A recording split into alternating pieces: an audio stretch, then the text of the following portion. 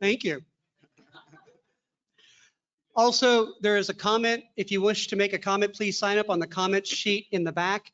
And however many people, Eddie is holding it up with there, however many people sign up, we will take time to listen to. I want to thank Shepherdstown and specifically Stephanie Grove for putting this together. Thank you. And also want to, please. I also want to thank Eddie Benitez with the county, please, for setting this up. I also have a note from Mayor James Gatz. He sent me a note this morning that says he wants to give you all his very best wishes tonight. So with that said, we're going to start with the Pledge of Allegiance, and the Honorable John Doyle with the Combat Infantryman's badge will hold the flag. So will you please rise with me? I pledge allegiance to the flag of the United States of America and to the republic for which it stands, one nation, under God, indivisible, with liberty and justice for all. Thank you, sir. You're welcome.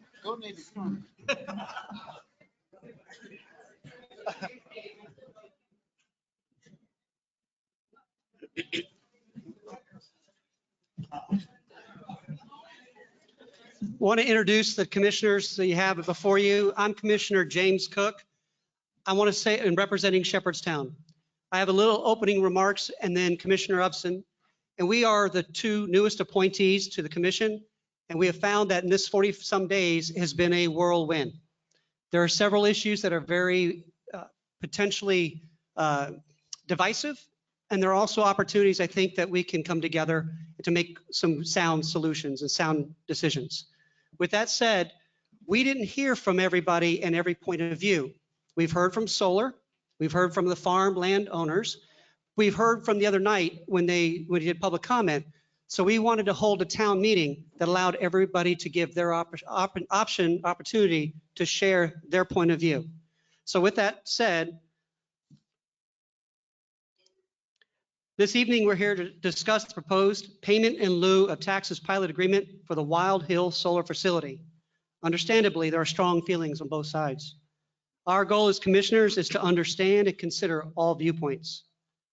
There's the financial impact. Will the pilot offer provide enough financial benefit to the county? If the pilot is considered, can it be a graduated pilot structure? Can that be negotiated? This could involve a shorter time period that gradually increases payments over a much shorter time. Can there be an upfront investment? For example, the schools get solar panels. What are the broader economic implications, and what the pilot decision affect property values, tourism, and potential for future projects like data centers? Environmental impact. Can stormwater runoff be effectively managed to protect the waterways? Will the project permanently damage the agricultural viability of the land? Community impact. What job opportunities might the project create? How will the visual aesthetics of the area be affected? Precedents. How will this pilot decision influence future industrial projects in our county, solar and otherwise? And balancing the needs. How can we address the county's current challenges, such as the limited tax revenue growth, aging infrastructure, and volunteer fire rescue services, while ensuring responsible development? So we do want to hear from you. And we encourage all residents to share their concerns and experiences and questions regarding the pilot and the solar project.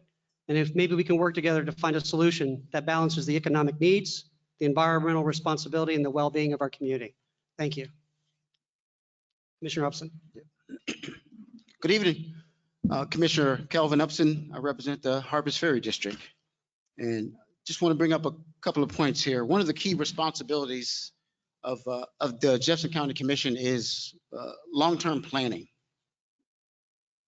So the more information that we receive, the better that we can inform the Planning Commission, including the Planning and Zoning Committee, as well as some of the other subcommittees. Because at the end of the day, what we want to do is we want to come up with the right plan and the right approach for Jefferson County. And so we want to make sure we gather as much information to better inform us from a comprehensive plan perspective. Secondly, as the commissioner stated, we have, in our short time in office, we have talked to many, many stakeholders. But you know what? You're stakeholders too. And that's the exact reason why we're having this public forum. Think about it. There's community leaders out here. There's business owners. There's landowners, concerned citizens. There's industry experts out here. There's a wealth of expertise just right here. And if I'm not mistaken, there's almost over 100 folks already here. So imagine the expertise that is in this room. So I welcome all the information that's going to be provided to us, and I'm hoping that we will have a robust flow of information to us so that we can better represent each and every one of you. And I also want to make sure that we better represent this county to make sure that we move Jefferson County forward in the best direction that we can. So I'm looking forward to all of your comments. Thank you. Thank you very much. And with that said, we're ready to start the public comments. And if I destroy your name, I'm sorry ahead of time. But I think this one's going to be easy. Rich G. All right. And Ms. Grove has got the timer.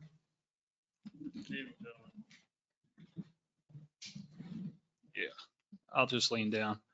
I'm here to urge you to vote no on the proposed pilot tax break for the solar company aiming to build an 841-acre utility scale solar project in Jefferson County. Thank you. I support solar power when it makes sense, like on commercial rooftops or over parking lots. This solar approach is the wrong approach. It will consume valuable land better used for housing, business growth, preserving natural spaces, and farming and agriculture. Most concerning is the financial impact. The pilot program allows a solar company to pay just $28.8 million in taxes instead of $660 million in taxes they should pay to support our county. I have power lines that run through my backyard. I don't get a break on my taxes because I have power lines in my backyard. Why is the solar company getting a break on their taxes? Our property taxes are still there. We have to pay them. Why isn't the solar company paying them? That's a $632 million tax break that should be funding our schools, our infrastructure, public safety, fire, police, and general roads and construction in our county. It's unacceptable to give away so much to a private company while our county has pressing needs. Look at our Parks and Recs department, which recently faced budget cuts. Sam Michaels Park is struggling to get a new AC system. They weren't able to get it approved in the county commission meeting because there's no budget, but yet we're going to give money away to these solar companies. We're not going to get the stuff we need to take care of our kids. Approving this pilot agreement sets a troubling precedent. Other solar companies will expect the same generous tax break and we will forfeit billions in crucial tax revenue, not just off of this project, but off of the next 4 or 5 other solar projects that are already expected to be done. What's going to stop those companies from asking for this pilot as well? I implore you to stand up for the people of Jefferson County, invest in our future, don't give away our resources, and vote no on the pilot tax break and any similar proposals. Our county is counting on you to make the right decision. Thank you.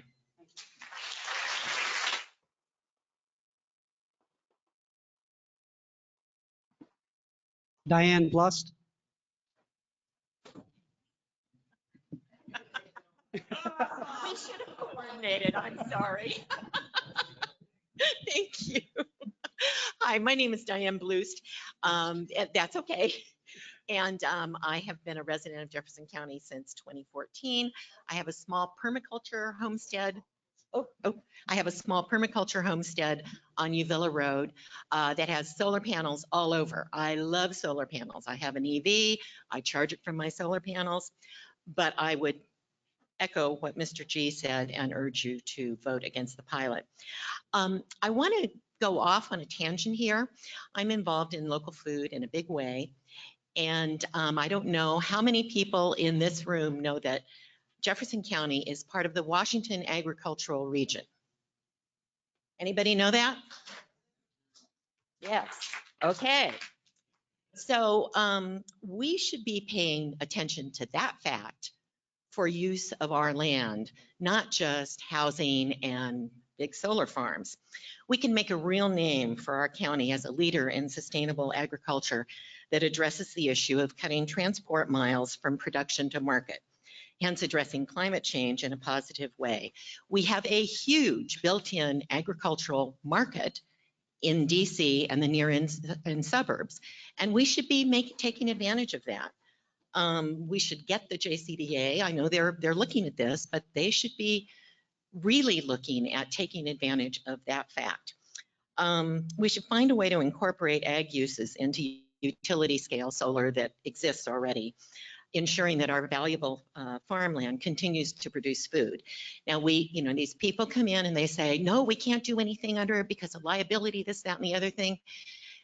Agrivoltaics is going to be a word that you're going to be hearing a lot of, and we need to make use of that land.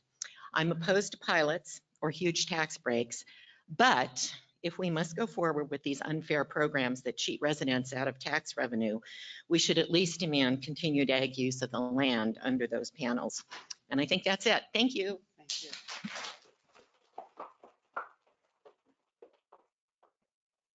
Thank you, Ms. Blust, and I shan't make that mistake again. Richard Ziegler.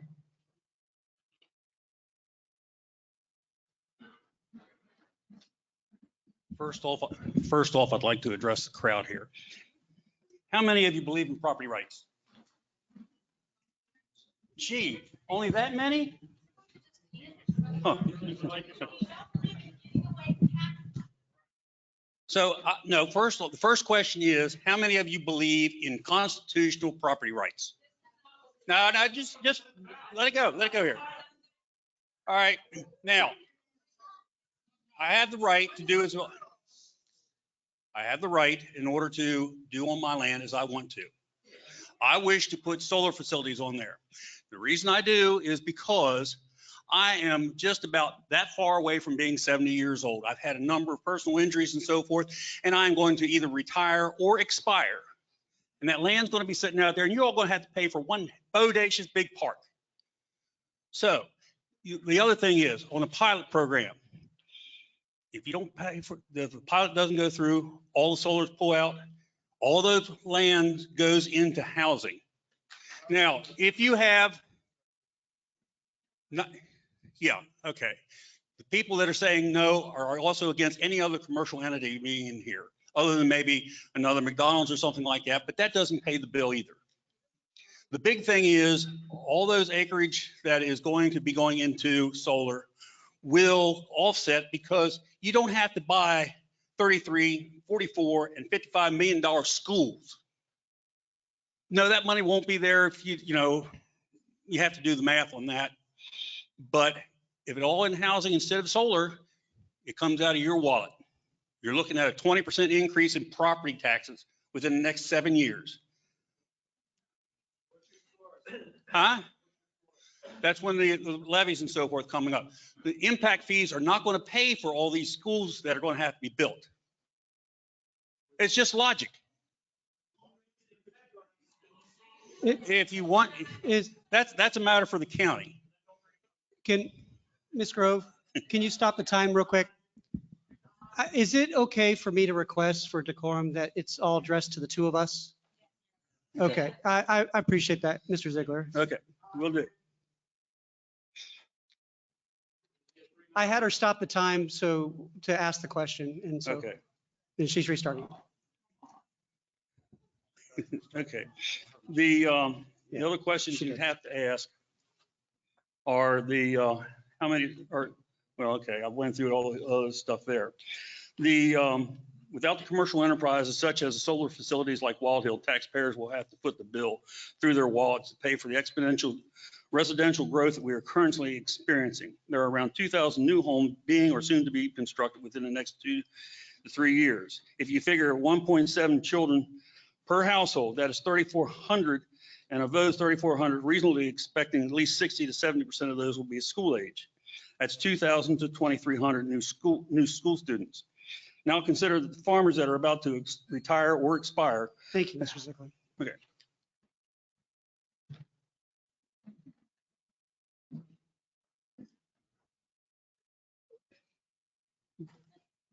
Jean Vegesi? What is it? Okay. It's Vazozi? Thank you.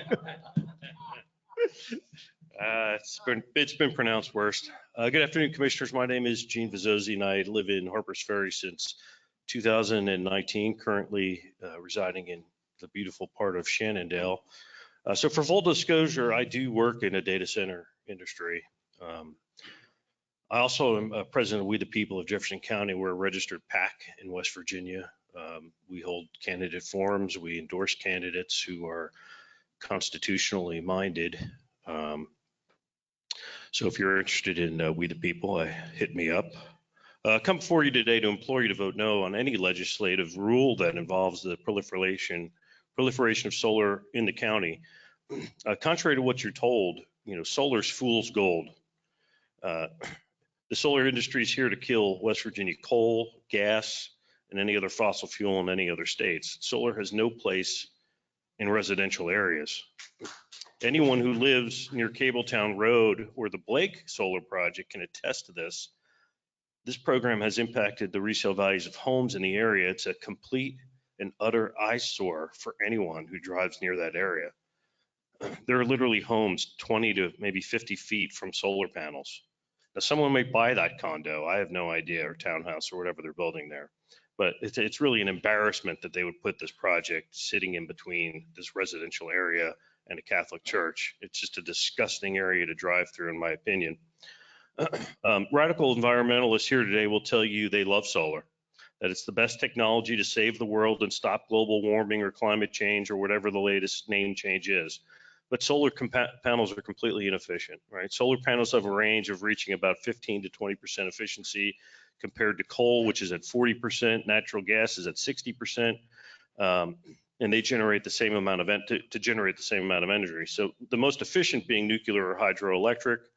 The solar inefficiencies on display, and the reason why you see hundreds of acres of panels. Massive amounts of panels are needed to make up enough energy to power homes or to add power to our grid. And these panels will probably be outdated in 3 to 4 years as new solar technology makes its way to newer panels. But let's talk about safety. Some here will tell you the panels are safe.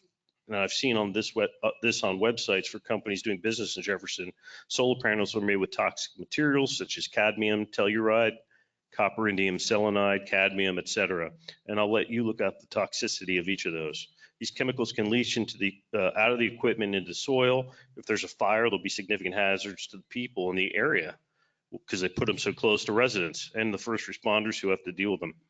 Disposal of solar panels is a huge issue. In 20 years, the country will be facing serious problems with disposal of solar panels as landfills fill up and no recycling programs in place.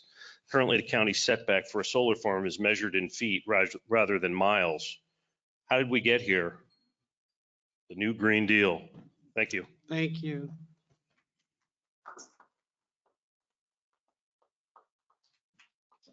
Mary G.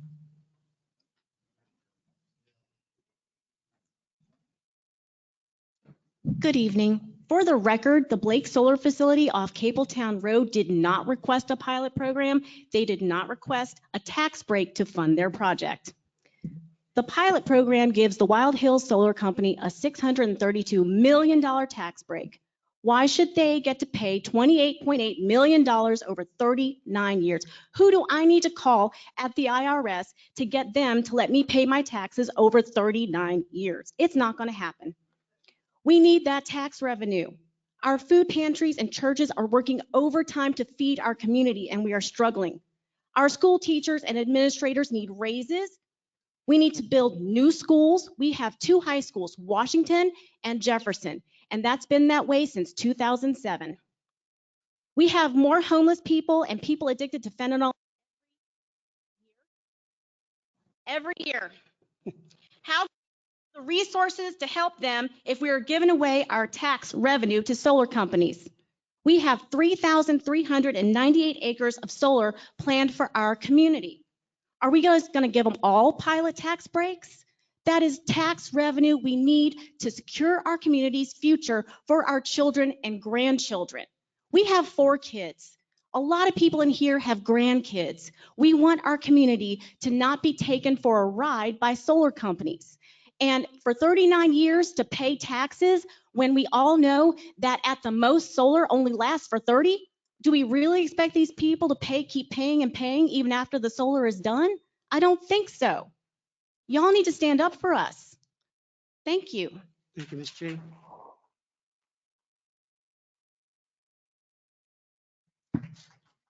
Jacqueline Milliron.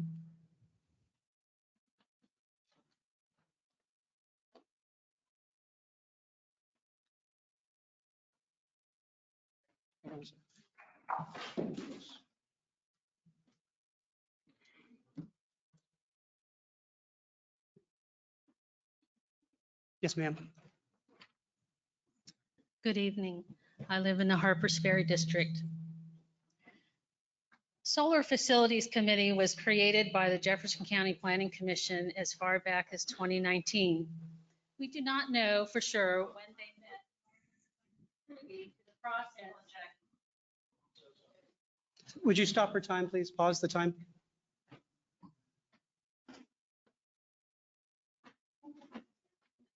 That'd be fair. Go ahead and start the time over. And if you can bring the mic up to you a little bit. Just take it off. Take it off. Yeah, take it off the thing and hold it like Michael Jackson. Are we on? Okay. Yeah. Okay. So we do not know for sure when they met, nor was the public privy to the process of creating the solar text amendments. We learned recently that potentially the creation of the solar text amendments may have been performed in violation of the Open Meetings Act. The public does not know the impact of not being able to participate in that process, as those meetings were deemed private. This is the genesis of a lack of transparency. Solar farms are not really farms, are they? A congregate large parcel of industrial-sized solar panels is, for all intent and purpose, serves as an unregulated energy plant. When all other types of energy producing plants are regulated by the Public Service Commission of West Virginia, why aren't solar plants? Why does hosting several unregulated energy plants, what does that mean to West Virginians? That land next to them could be legally sold to a foreign enemy, and that any foreign enemy can pay top dollar for land as a carrot to control our national energy grid. It means that solar energy plants are getting subsidized by tax-funded government when our county health department is getting fiscal cuts. It also means that these unregulated solar plants are stripping the topsoil from the farmland, building over sinkholes, and subsequent runoff is allowed to go into our beautiful Shenandoah River. From there, it goes to the Chesapeake Bay, increasing sediment, which may contribute to further negative impacts, resulting in interstate relationship issues. The representative from Wild Hill Solar acknowledged that the plants are being created to serve other states to forward the production of data centers.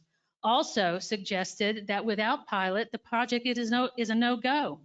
So a private corporation can be subsidized for solar, then have an astounding reduction in taxes, and our county commission literally creates underserved areas within the rural communities and is told that the state is cutting our health department budget. This entire undertaking of solar plants has been one unconscionable decision after another, at all costs to the hardworking residents of our beautiful county. No pilots, and redo the solar text amendments and get it right this time.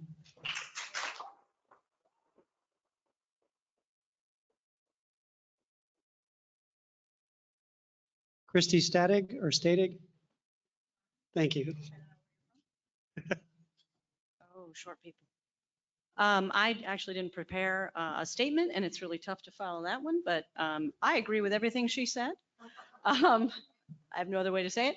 I think it's a bad precedent to be giving away.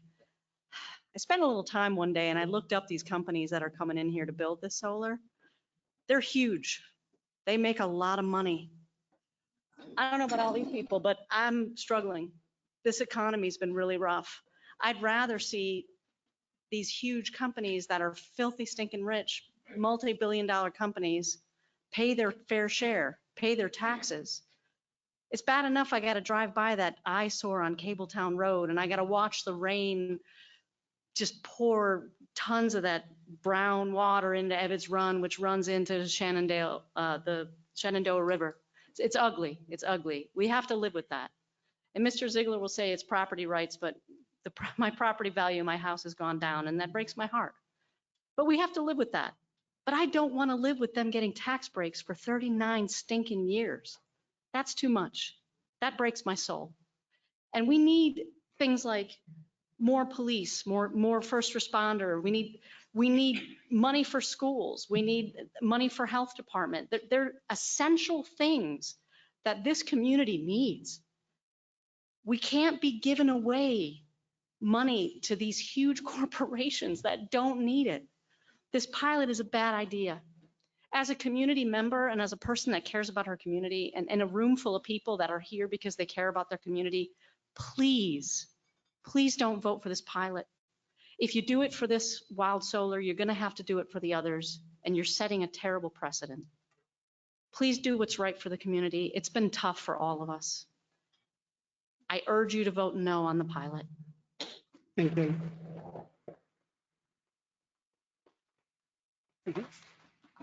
Everyone, we're having a hard time picking up voices. So if you could speak with your nose right into the microphone. And then 2, if you have written comments that you brought along with you, please give those to me before you walk off. You did tell me to tell them that, didn't you? Angela Banks.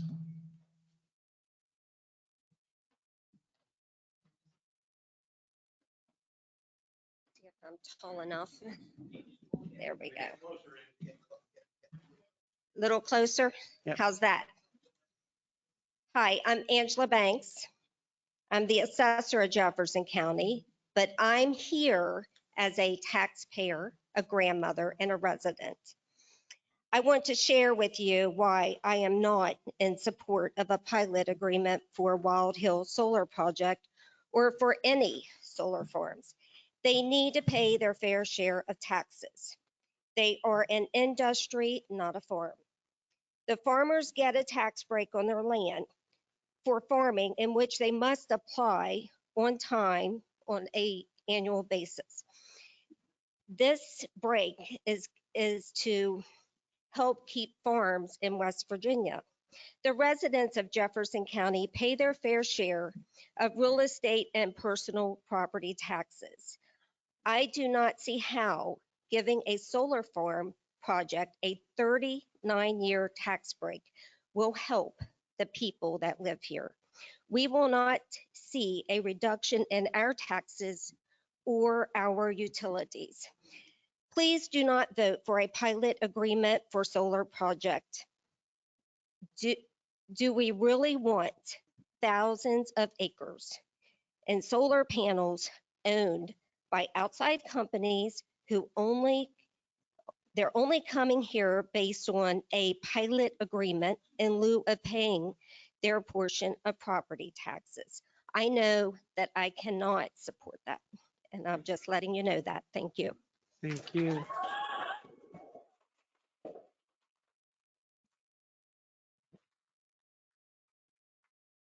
And as a reminder, if you do have written comments, please give them to Ms. Benitez so that she can file it for this meeting. Christine Marshak. How close was I? Marshall. Oh. No, yeah, sorry. I don't support a pilot for solar, for any of the solar projects. I think approving this pilot would be a bad precedent. There's currently 5 projects on the Jefferson County Planning Commission site that it encompasses approximately 3,000 acres. And there are enough megawatts in the PJM queue, in the new service queue. If you were looking at it at 10 acres per megawatt, that's 7,000 acres. And I think you have to think about your tax base when you start giving away pilot agreements. Further, I think solar has come to Jefferson County with poor planning. And I think we very much need to revisit the ordinances and whether projects are by right or conditional use permit. The Blake project removed topsoil. They didn't have very much in the way of setbacks. The stormwater management structures were not adequate. And I believe there was inadequate bonding on the project too, and no concept plan or reduced site plans. I would ask you to pause new solar projects that aren't already approved until the ordinances can be reworked with public working groups. I would like to, again, well, I already said, I would like to see you eliminate solar by right in any zone. I don't think Jefferson County should be a sacrifice zone for data centers. Though I do support clean energy, I just think we need to get it right so it works for everybody. And towns and counties. And I sent you a planning document, and I would ask that you take a look at that and consider some of the suggestions in that planning document. And I'd like to ask you to restore impact fees for schools. And the proposed commercial by right in all zones should be eliminated from the new comprehensive plan proposal. Thank you. That's enough.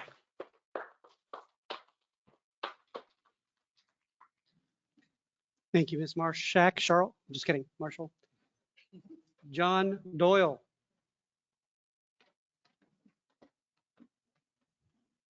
Mr. Commissioner, you got it right. Which way? Loosen it. There we go. He's infantry. We gotta give him Was he in the Navy? He was. Oh, Lord. Thank you. Thank you to both commissioners for having this. I really appreciate it. It's the right thing to do. You heard me before a few days ago. I was a member of the legislature when the law creating pilot projects was passed. I was a member of the Finance Committee when the bill came through, and we debated it a lot. We asked a lot of questions and got a lot of answers. And I voted for it, and here is the understanding I had when I voted for it. It was intended for situations where a company or individual would bring to an area several hundred permanent jobs paying at the very least a living wage. This project does not qualify under those. Now, maybe some lawyer can find a technical reason it qualifies, but in terms of the spirit of the law as it was passed, it doesn't qualify. Now, since zoning and property rights were brought up earlier, I'm going to take a minute or two and talk about that. I strongly believe in property rights, which is why I support zoning. The purpose of zoning, fundamentally, is to protect the property rights of people who already live here from the possibility of the value of their property being reduced by somebody nearby doing something that will damage the value of their property. And so if you believe in property rights, you have to believe in my ability to keep the value of my property in the face of something like that. And I agree, the proposal that I understand slipped into the comprehensive plan a few days ago that says essentially commercial activity is permissible in any zoning district, it essentially destroys zoning. It's not zoning anymore with that. So I suggest, if you really believe that we shouldn't have zoning, don't do that. Repeal the plan. I would also suggest the vast majority of the people of Jefferson County want good zoning. They don't want complicated zoning. They want it to be as simple as possible, but they want it to work. Thank you.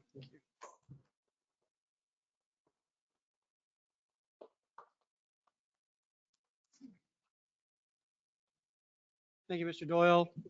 Pat Phillips.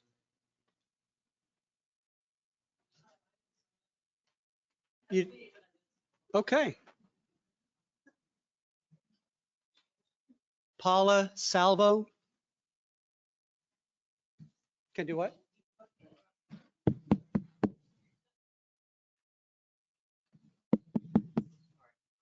I can talk into it? Way down. I'm a shrimp. So my explanation is very simple. The people that are in Jefferson County, I think you pretty much get the idea. They don't want this. We have been experiencing for years in Jefferson County, basically rape. This county has been raped time after time after time from all types of businesses. And the quality of life is going down. People come here because they like a rural lifestyle. And that rural lifestyle is quickly vanishing away. And I think that the reason that we're having so much trouble keeping up with the expenses of the county is because we're developing faster than we're attracting businesses. So to me, solar panels is not the way of remedying that problem. The problem needs to be looked at in a broader way. Let's do a comprehensive look at what our problems are and then do a comprehensive plan to solve those problems instead of dabbling in this and dabbling in that to make up the difference. And Mr. Ziegler, I agree with you about property rights. And I hate to hear that you're having that problem. But at the same time, I don't live that far from that project, proposed project. And if there were some incident there, it would definitely affect my property. And I have to think about that. And that should be my right as well. And I think that there could be a better way if the commissioners could get together with the landowners and try and figure a better way than a solar installation. I think that it could be. It could be zoned differently so that he could parcel out smaller pieces of land. Land's going for big money these days. You know, I don't see why that couldn't happen. 20-acre lots, 30-acre lots. It would take a little bit more time, a little bit more effort, but the man could realize a profit from his property. And we wouldn't have to be sitting here sweating our butts off talking about this. Thank you very much. Thank you, Ms. Salvo.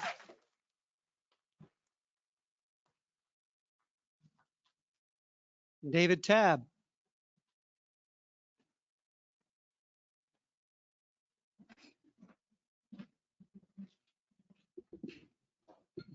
Can we have speakers line up by height? That would, that would go a lot easier.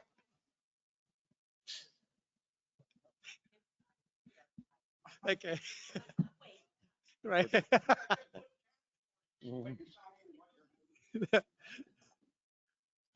David Tabb, lifelong resident taxpayer. Nobody gave me a pilot program. I've invested millions in. Is his microphone out again? Can y'all hold the time? All right. How about now? Okay. Nobody gave me a pilot program. I invested millions of dollars.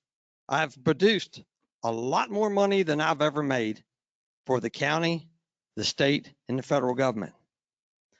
This project is being funded by ARPA.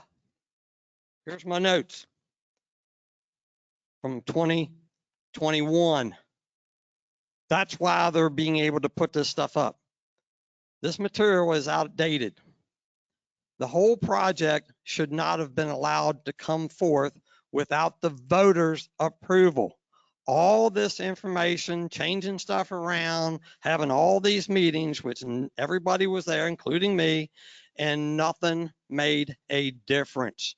No information was taken and was considered. It was all about producing this ARPA money that was taken away from the counties by the governor. And then when they did that, then they put it into the development authority. And that's where part of the money's coming from. The whole thing, solar panels, should be brought before the voters. 5 people or the structure of 3 people should not have the sole right to change everybody's view vista, structure, how they're going to pay taxes, how much they're going to pay, or anything else. It needs to be brought before the people, by the people. Instead, we have a control of people that are only in it for the money, period. So we have time to bring this to a vote. You still have time. August the 1st. This could be put before the people and be voted on. And the pilot programs, you also have to have the school to sign off on it, or it doesn't fly either. But I didn't get one. I've produced millions of dollars for the community. And what do I get? I get kicked in the teeth because I'm up here every time there's some place to go that I can hear me speak. Maybe you don't like how I do it, but I want the constitutional rights of the people, not a few. And let's make this a reality. I'm on the ballot for November. Give me a shot. It hadn't been working so far. Appreciate y'all's time. Thank you, Mr. Tapp.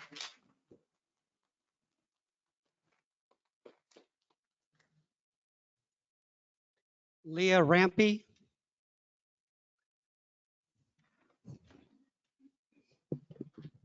Good evening, and thank you so much for holding this. We really appreciate you taking the time to listen. I'm a Shepherdstown resident, and I'm an advocate for solar on homes and garages and over parking lots and retail megastores and on city and county buildings. In other words, on impermeable surfaces. However, when we look at adding solar arrays on working farms and on open spaces, we're looking at a different equation. Why? Land and water. Land, specifically soil. Soil in collaboration with plants and trees that minimizes stormwater runoff and helps to purify our water. Sequester carbon. In fact, land is one of our largest carbon sinks. And it supplies the growth of healthy food. If the land is scraped of topsoil, left bare to be eroded by wind and rain, compacted by heavy equipment, it's a serious problem because it takes 500 to 1,000 years to grow 1 inch of topsoil. And farmers and gardeners will tell you that 1 inch is not nearly enough to grow the food that we need. We are looking at thousands of years of recovery before land laid bare comes close to feeding us again. So solar companies will say that solar energy preserves the land's agricultural potential, and that can be possible. Diane Blust mentioned agrivoltaics, and that's happened in many places across the US and on tribal lands. But the Blake Solar Project, if that is a template for massive solar installations here, we are in trouble.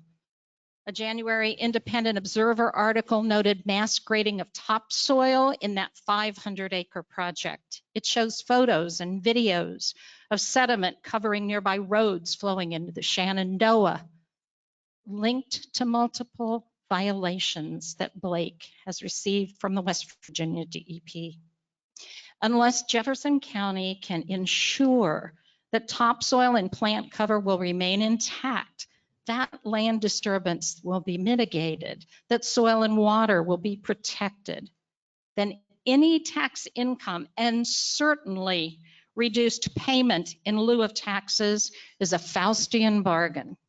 We need creative, integrated, long-term solutions that protect and preserve the land and water upon which our lives, upon which all life depends. Thank you.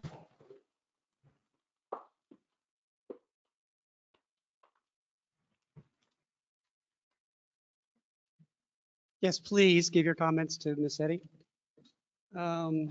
This one's scratched off. Charlotte Baker Stout. Straighter? Sorry. Hold on.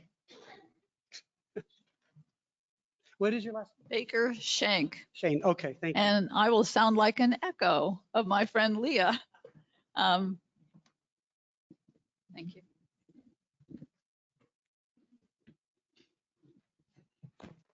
Do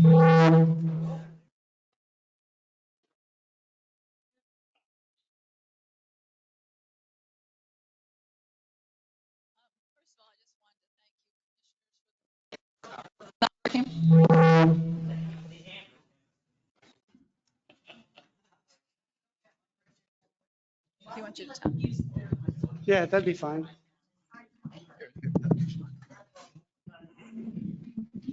Hello, hello, hello, hello. Is that all right? So far. Okay. Try not to take it personally. I just wanted to thank you for this opportunity to speak. I really appreciated your opening questions and the concerns that you raised, your goals for this evening. I think it's clear that transitioning to an energy system that moves away from fossil fuels to solar energy and other renewables just makes good sense. In fact, the solar panels on our home are currently producing about 80% of our energy needs. So I'm very much in favor of finding ways to increase our solar capacity in Jefferson County, but not at the expense of our farmlands. Not when it means losing that topsoil in which 95% of our food is grown. You know, there's a reason why wealthy investors across the country are buying up farmland. They know that we are losing this land rapidly for a variety of reasons. And various soil scientists have predicted that at current rates, we have only about 50 to 60 years left of topsoil, which is the fertile soil necessary for growing our food. Even the USDA says that this rate of topsoil loss is not sustainable and we're in trouble. And as Leah said, we can't just grow topsoil quickly. It'll take at least 500 years to be able to create the healthy topsoil for our food. So here we are in this county. We're losing our beautiful bucolic farmlands and other rural areas, not only to huge new housing developments, but also to huge new solar arrays. And developers of those so-called solar farms scrape off and they sell off that top layer of land, that vital topsoil. And then they install the fields of panels over that once productive and vital farmland. Whoever thought this was a good plan? It's money making for the developer, but it's devastating to the county. And it's short-sighted. Where will our food come from? And really, how does this rapid loss of farmland align with the comprehensive plan's stated desire to support our farmers and the preservation of their farms? So yes, let's wholeheartedly support the development of solar energy, but not by ruining the land. I hope that Jefferson County commissioners will insist that developers find other ways to expand solar power. Like, as Leah said, use existing impermeable surfaces like commercial rooftops or residential, but keep the topsoil and plant perhaps under the panels. There's something called shade, it's called low impact solar. And so you keep the topsoil and then you plant under the panels various crops that are shade friendly. Thank you, ma'am.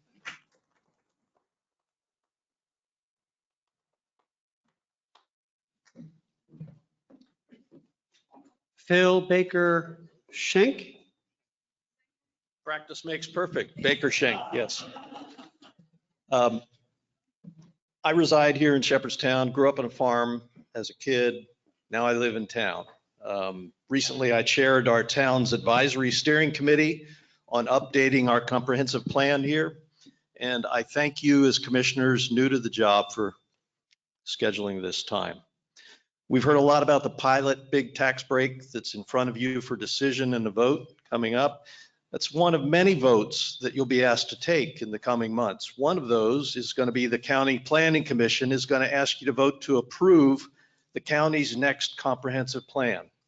And the draft of that comp plan, you can read it. If you read it the way I do, it sets forth values and goals that clash and collide with each other. One section says county farmland and county green space should be preserved and that agricultural and recreational use should be protected and enhanced. But another section of that same plan says the county should promote commercial, industrial, and residential development of county land, most of which is farmland. You can't have both. These contradictions reveal a fundamental problem with how our county government has been, its values have become out of sync with where the values of the county's voters are. People who live here because we value the county as it is. It has small towns, it has farms, active farms, it has scenic battlefields, wildlife and recreational features, historical landmarks, small businesses, independent restaurants. You can't find them in strip mall America. I ask you to apply these values to every decision you're asked to make as county commissioners. One example talked about tonight is don't hand out big tax breaks for generations to come and other kinds of incentives like that to outside investors who all they want to do is buy up cheap prime agricultural land in Jefferson County and make money off of it. The highest and best use of prime agricultural land is food production, not solar production. There are plenty of available options for solar production in the county. Look at all the acres upon acres in our county that are already covered by rooftops and impervious pavement. That's where, if anywhere, we should be incentivizing the placement of solar panels, not prime farmland. It boils down to which values you as commissioners choose to embrace. Will you value what your voters value? Or will you value what large-scale developers value, which is cheap agricultural land turned into short-term gain that forever alters the long-term character of Jefferson County? Don't be misled. The highest and best use of the land is not commercial development, if that is, you honestly measure all of the impacts, both short and long term. Your time did expire, but thank you so much. And please give your.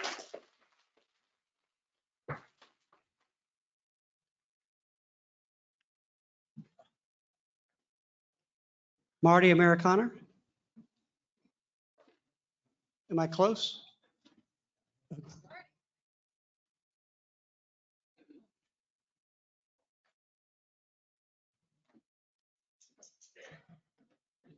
Hi, thank you. I'm one of the several town council members who are here in Shepherdstown. And I'm not even going to try to add to all the things that have been said about the topic, the central topic. What I want to do is thank you very directly for having this kind of a forum. And I think it's incredibly important that you show as new commissioners both the interest, the curiosity, and the commitment to finding out what the people in the community really think and really want about. Tonight, it's this issue. And what I hope is, as commissioners, you're going to continue on just this kind of level of interaction, seeking out input on some of the things that Phil mentioned about green spaces, about parks and recreation, about water projects, about road projects, everything that impacts particularly I'm thinking of the municipalities, how important it is for you to come and ask, what do you all think? What do you want? What are your thoughts? It's not just formalism. It's not just for show. It's to really learn. And I personally, I'm getting an education listening to all this, and I suspect you are too. So thank you for doing this. And I hope you do it really, really regularly on a variety of topics. Appreciate it. Thank you. And council member, forgive us for not recognizing you. We were trying to figure out all the representatives. I saw Bill Rednauer in here as well. So I want to make sure we do acknowledge all of the people serving in government. And so thank you for attending tonight. And Delegate Wayne Clark, I see him back there as well. Thank you. Do we miss anybody else? Thank you. Lynn Walsh? Or Lynn Welch? Sorry.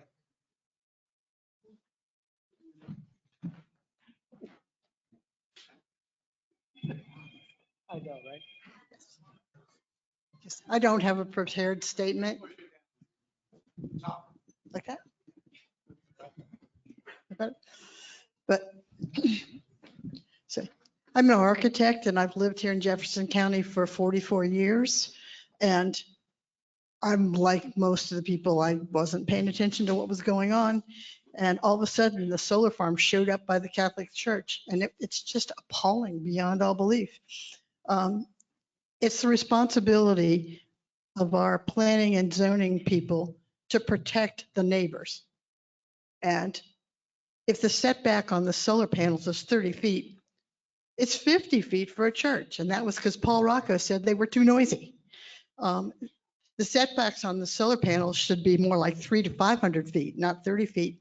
And everyone I know who has homes that are adjacent to potential solar farms, they're putting them up for sale. They don't even want to be near them. And if we're going to have something, the farmers have a right to do with their property what they choose. I personally don't like solar farms, but you know, if they want to have them, that's fine. But the neighbors have to be protected, and that's what zoning is for.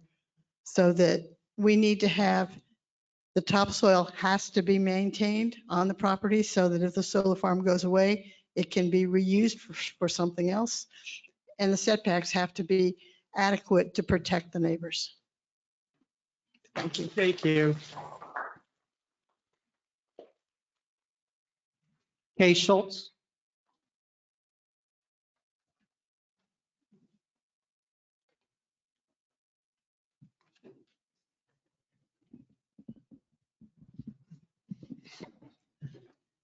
Am I the right height for the mic or more or less, huh? You're good. Okay. It sounds good. Okay. It was good. Oh, great. No, it's great. Thank you. Good evening. My name is Kay Schultz and I live here in Shepherdstown. I'm like others here. I really appreciate you two taking the time to listen. And also, I really appreciate your willingness to serve the county as commissioners. No small job that you've signed up for. The county's key assets include our beautiful rural landscape, our agricultural community and heritage, our historic towns and properties, and our community scale or human scale quality of life. In order to steward these key assets, we must conserve and protect our landscape and our view sheds, our water quality and our air quality, and our community's health. I heard yesterday from friends that work in the southern coal fields that there at the moment, there's a new requirement that any big project articulate a community benefit plan. In other words, what will bringing this here do for the community? The common good, not just the private gain. I think we should consider adopting a similar requirement for any future big projects like this, and then carefully negotiate what we think the community needs. Large-scale utility solar installations do not serve our local power needs. They feed, as others have said, power-hungry data centers in other states. Rather than contributing to the common good, they remove land from ag use, scar the landscape, pollute streams and rivers, and degrade these key assets that make us who we are. Any such proposed land use must require significant screening, as others have said, screening from roadways, screening from residential communities, very wide stream and river buffers, and considerable effective stormwater management practices that protect both surface water and groundwater. And obviously, removal of topsoil should be prohibited. On just another matter, I want to mention, I agree with what others have said about impact fees. New residential development should pay its share of the cost of schools, libraries, parks, roads, police, fire safety. The cost of these important public community services can't be borne solely by those who came before. We each must pay our share, likewise business. We all stand on the shoulders of those who came before us and must do our part. Thank you, Ms. Rowe.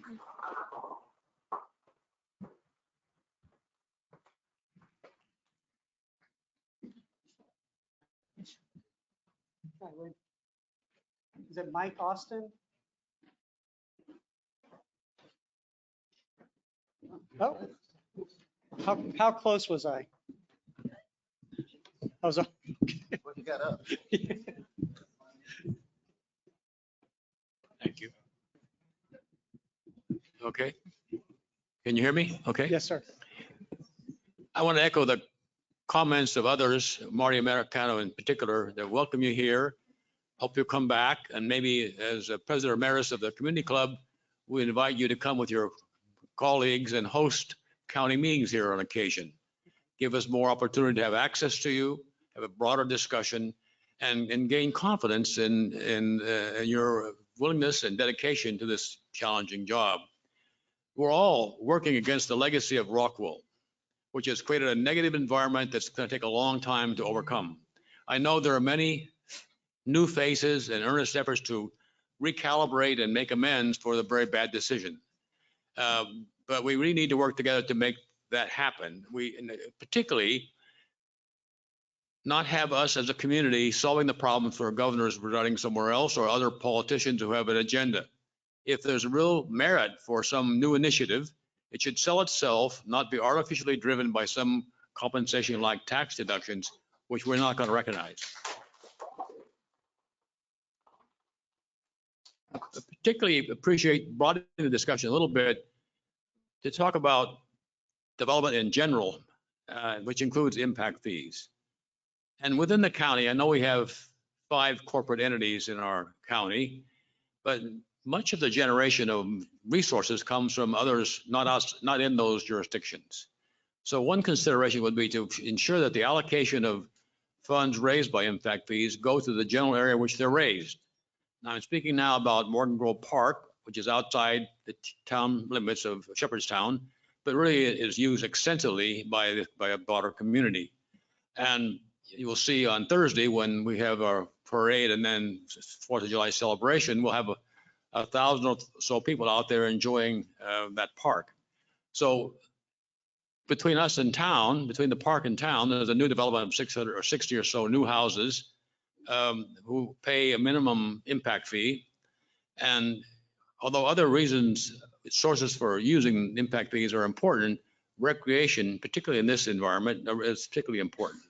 So we'd like to see reconsideration of how those funds are allocated. We approached the commission last February, asked for a modest $10,000 his help in paying the fees, the cost of running the park, because the county had withdrawn from sharing that role with us prior to the virus impact. So we need to see more of you. We want to do also to see ways that we can help you by understanding comprehensively what we're experiencing and realize the benefits of what's already here. I had a crew in the Navy, a second crew with FEMA being their planning officer, and the wise old advisor said, "Don't touch zoning." So it was probably a good advice. We have to live with it and make it work for all of us. So, but again, I want to reemphasize the need to welcome you, make you feel comfortable here, and realize that we're here to work with you. Thank you very much. Appreciate you, Mr. Austin. Thank you.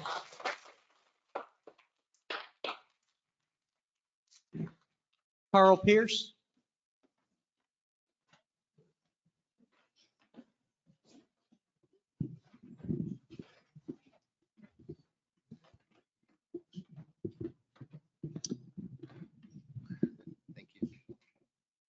Hi, I'm Carl Pierce with EDF Renewables. I'm Senior Director of Development. Commissioners Cook and Upson, thank you for holding this meeting. And Commissioner Cook, thank you for calling me last week and let me know what was going on so I could participate in this. I didn't come with any prepared notes. I typed these up while I'm listening to folks, so hopefully I can address some of the items that have been brought up already. So EDF Renewables develops, constructs, and operates projects across the U.S. So we're not a small operation. We do have a very good reputation for coming to communities and existing in these communities and helping communities. What we propose to build in Jefferson County is relatively small, and I know it doesn't sound like it's small, as big as it is, but we do build larger projects in places that are more appropriate further west. So I just want to let you know that.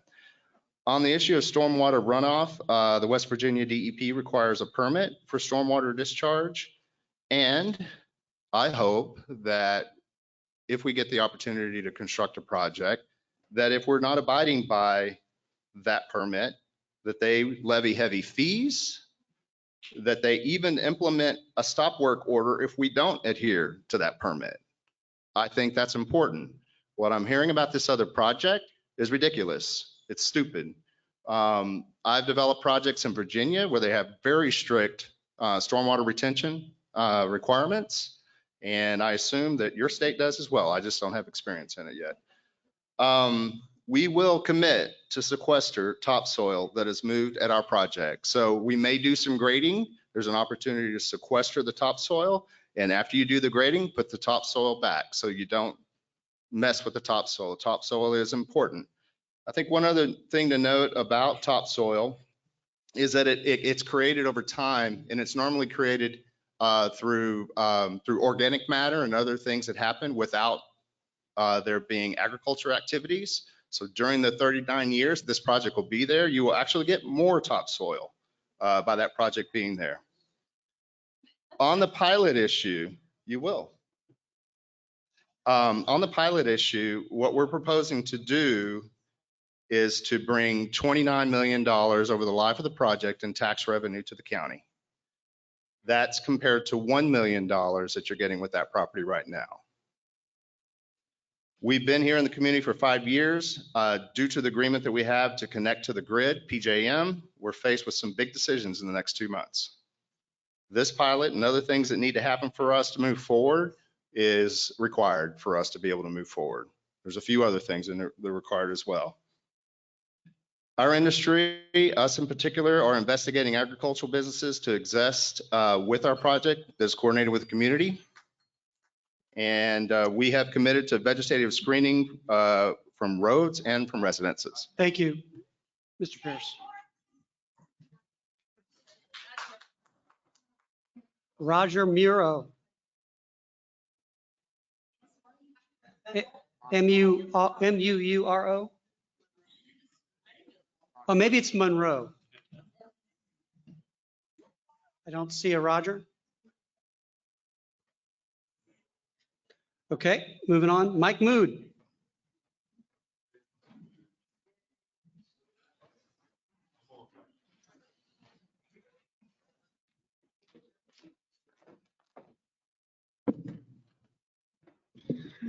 Good evening. Thank you for doing this evening. My name is Mike Mood, and I live in the Middleway District. I'm actually running for county commission for that district. And during that time frame, I've listened to a lot of people in this county from all walks of life and all over the county. And some of what I've learned is some of what the farmers need. And I do feel for Mr. Ziegler in the position that he's in. But that being said, I've listened to their presentation twice from Wild Hill, and it absolutely does not make any sense. The only way that they can survive is by a pilot program. We're just trying to bring business to this county to build a tax base. That's not building a tax base. Yes, it is more taxes than what the property is paying the way it is, but it's not paying what it should be paying. And that's what we need to be trying to do, is bring businesses to this county that will pay what they should be paying to help build the tax base here to provide proper public safety, proper education that we are desperately failing in this county. Last Thursday, I attended the county commission meeting. The Wild Hill Solar came in and they were backed by their unions and they brought and filled the room. These are our residents. These are who you should be paying attention to and not union members that are going to come here for transient jobs. I own 2 businesses in this county. My 2 businesses will have more employees full-time than what that massive project is going to have when they're done. Up to 4 employees is what they have said. That is incredibly foolish to give that kind of a tax break for that project. Thank you. Thank you.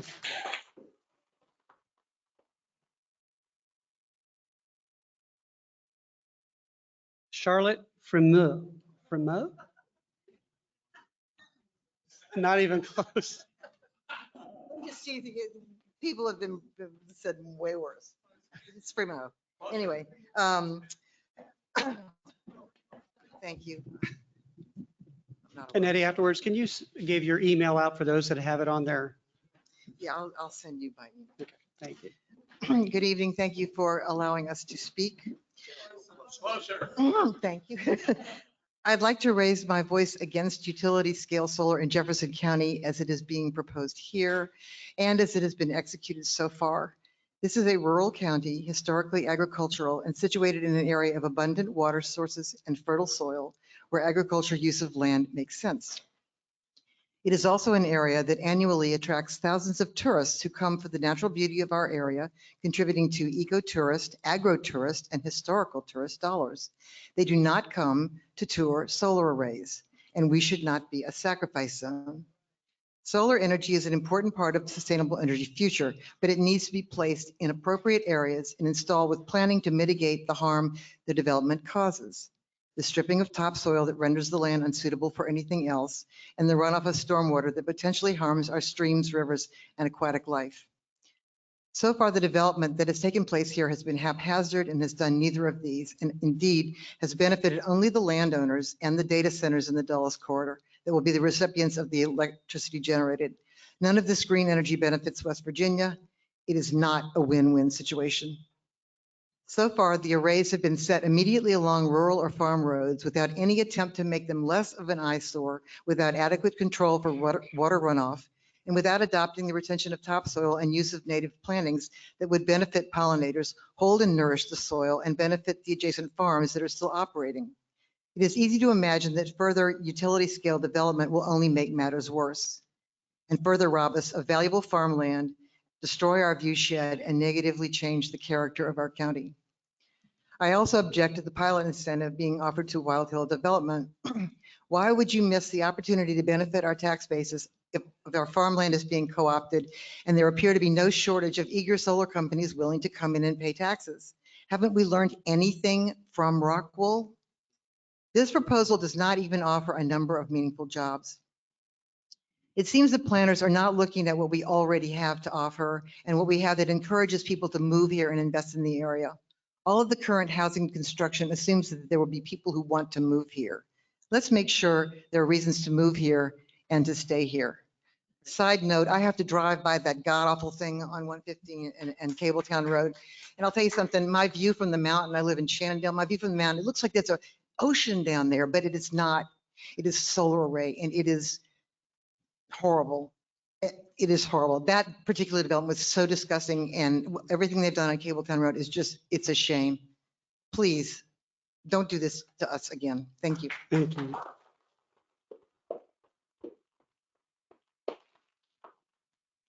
Kevin Newman. Well, I got your first name wrong. You didn't even pronounce it, did you? I tried. It's Karen. Oh, Karen. Karen.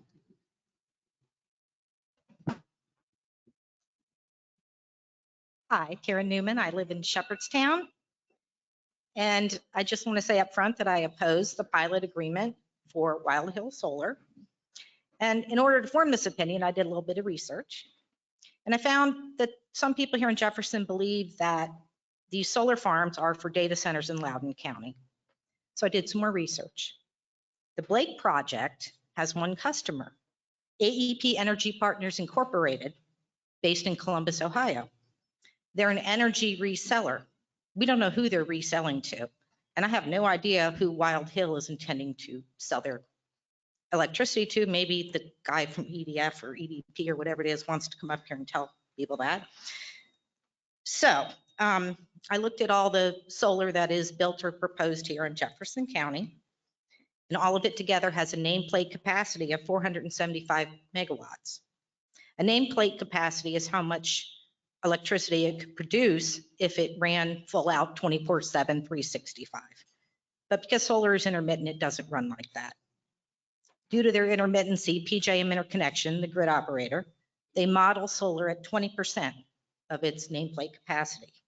So that totals less than 100 megawatts of reliable power produced in Jefferson County.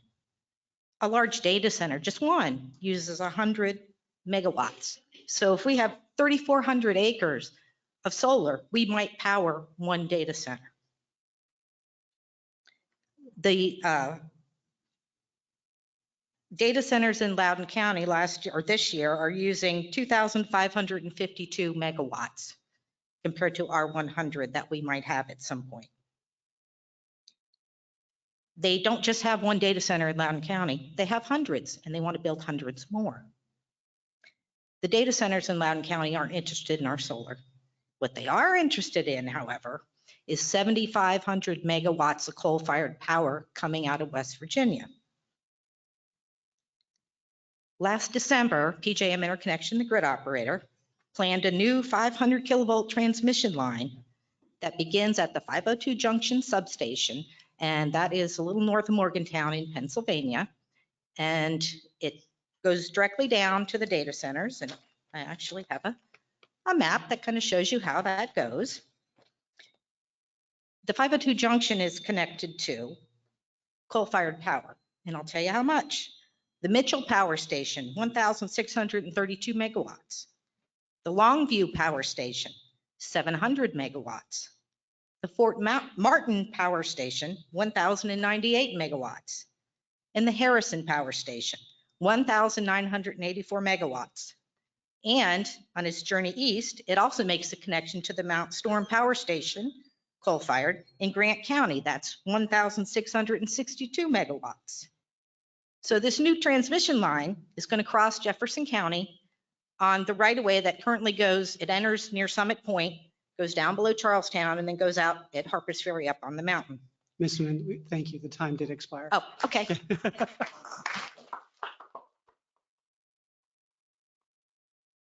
Robin Hewitt Thomas. Okay, thank you. Jack Hevestay.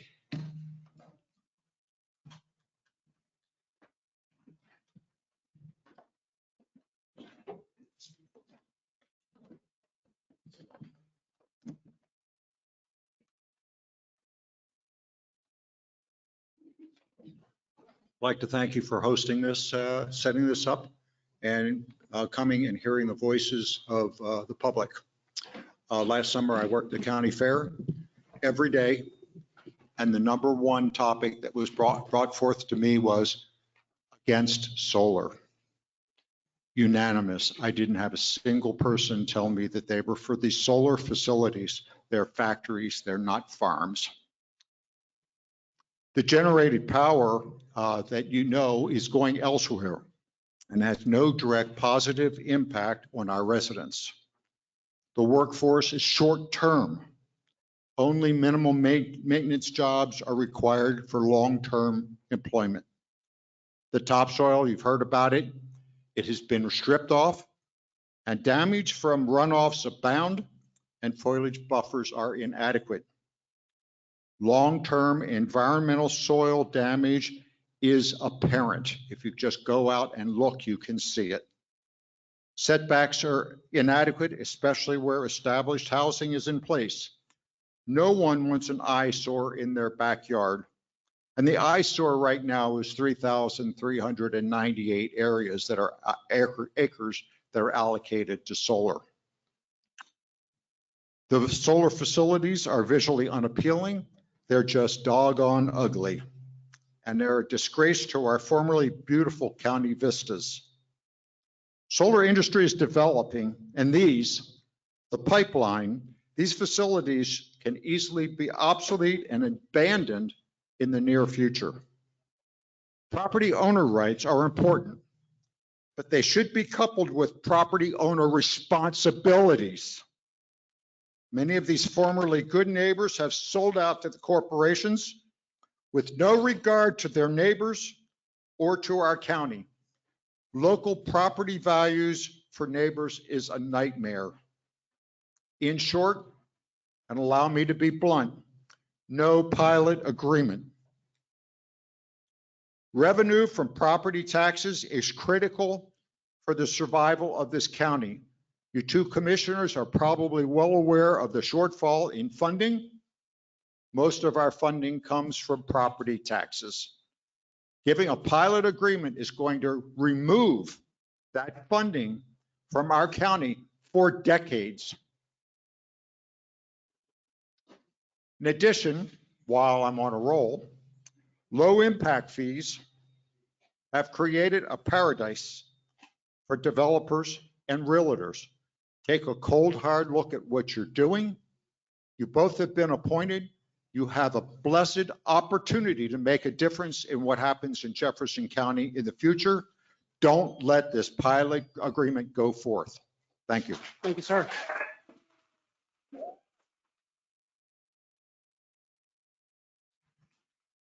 Brian Lowry.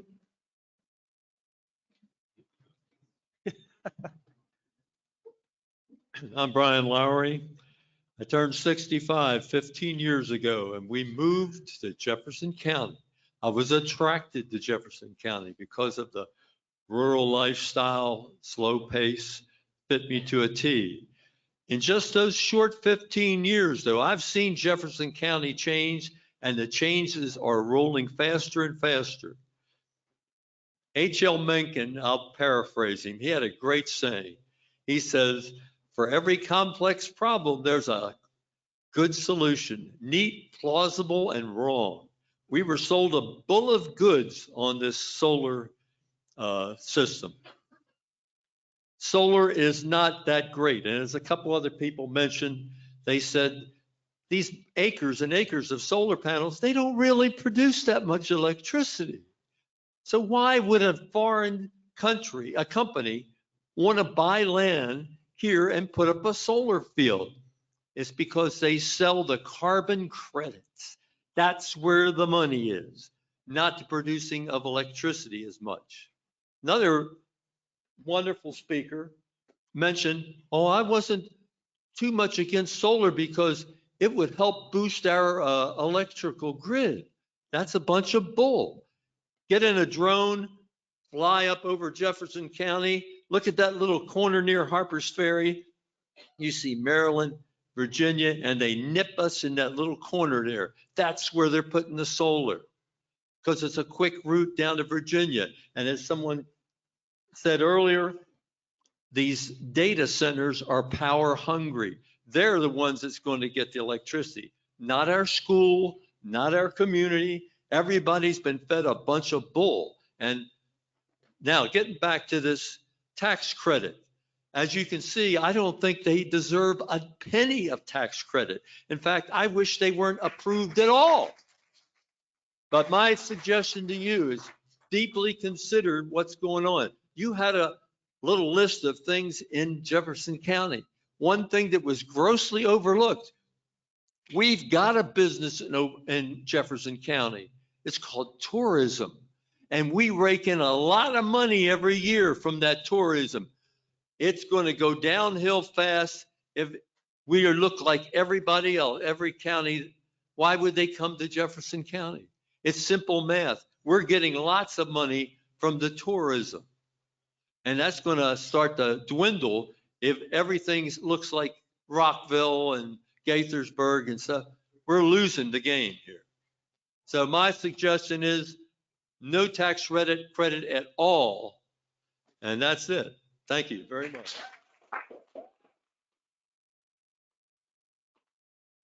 Billy Good. Billy. It's either Goude or Gor. Billy Gard. Thanks, Billy.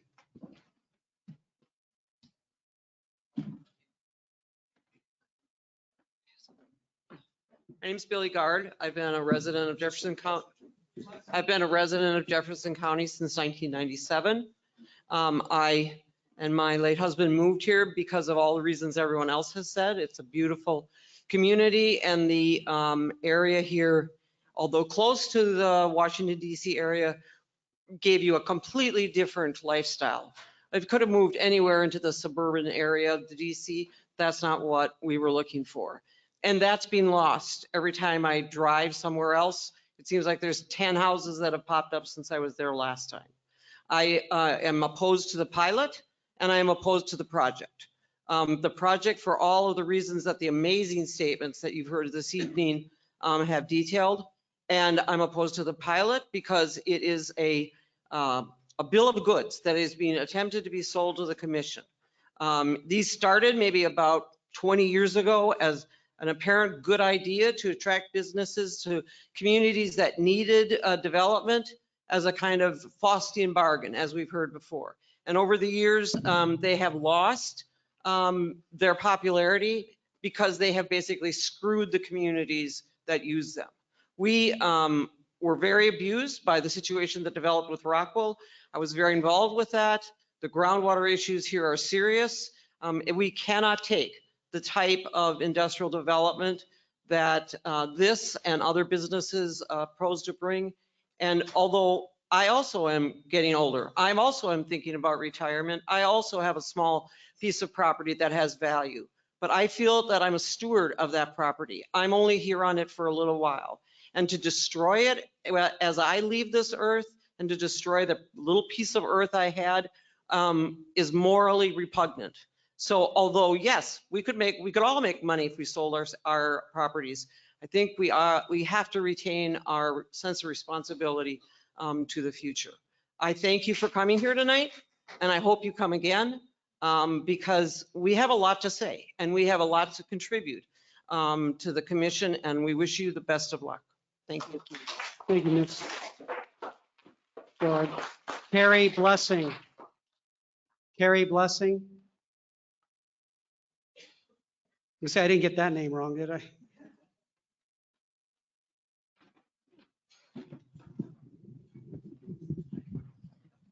Thank you.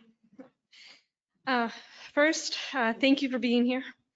My name is Carrie Blessing. I'm here on behalf of the Shepherdstown Community Club.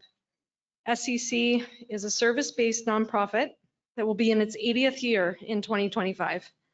SCC maintains and cares for the building that we're in today, as well as a safe and well-maintained 26-acre park. Morgan's Grove Park continues to grow with this community, and it's now planned as the end of the Route 480 Shepherdstown Bike Path. On February 27th, board members presented to the commission asking for an annual sponsorship of $10,000. Currently, we're not even on your budget, and I'm here to tell you that SCC absolutely should be. A source for this could be from new construction, such as some of the proposed solar farms, or in fact, the 69 homes that were built next door to our park with virtually no impact fee. We have many needs, and with some of the things we do with all volunteers, maintaining our playground, daily and monthly water testing, mowing, spring and fall cleanup, ash tree treatments since 2014, riparian plantings with Capon Institute and Trout Unlimited, Story Walk program, free community movie nights, the spring house restoration and the care of that historic building, kitchen and bathroom maintenance, fence repairs, tree care and removal, utilities, stream restoration, supporting the community and rentals of the park and the building. Some of the things that are on our list to do in the future, upgrading our playground for ADA accessibility, entryway and signage in preparation for the bike path, upgrading restrooms, kitchen, ventilation units, paving and marking our lower lot, a stage build, a sustainable source of revenue that could be multi-purpose for the community. It will take money to do it, but it's an economic improvement for the surrounding area, and even solar panels on our park building. Given all of this, I plead with both of you and the entire commission to understand how important impact fees are in supporting the local community, the economy, and infrastructure. You've heard many voices tonight, and I ask you to invest in Morgan's Grove Park as it is a vital part of a healthy community. I ask you to hear what the community is saying to you. We don't want to issue enormous tax breaks at the cost of our county's well-being. Thank you. Thank you.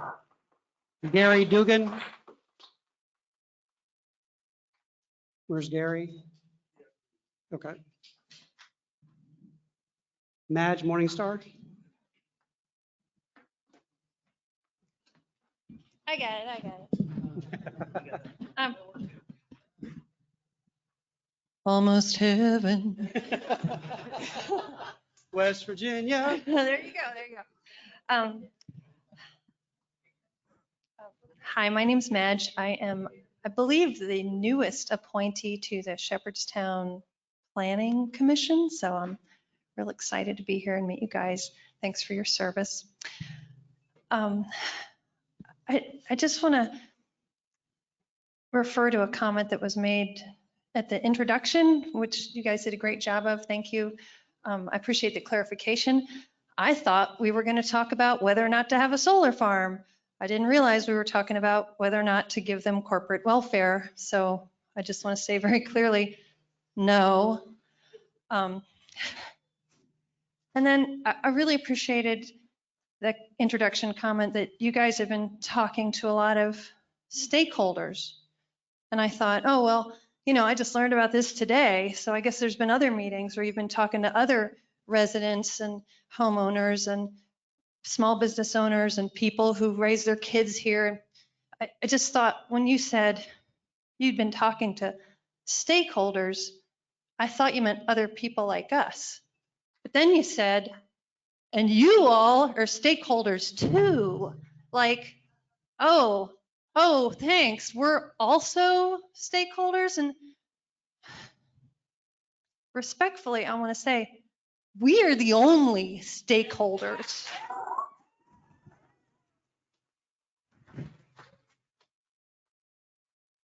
The people who, hey, I got limited time. The people who live here, we have a stake because we have something to lose. If you have an opportunity to make profit, that does not make you a stakeholder. We are the only stakeholders.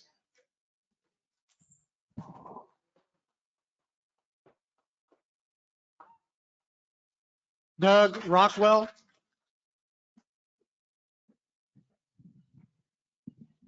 Doug Rockwell. Okay. Tom Carlson.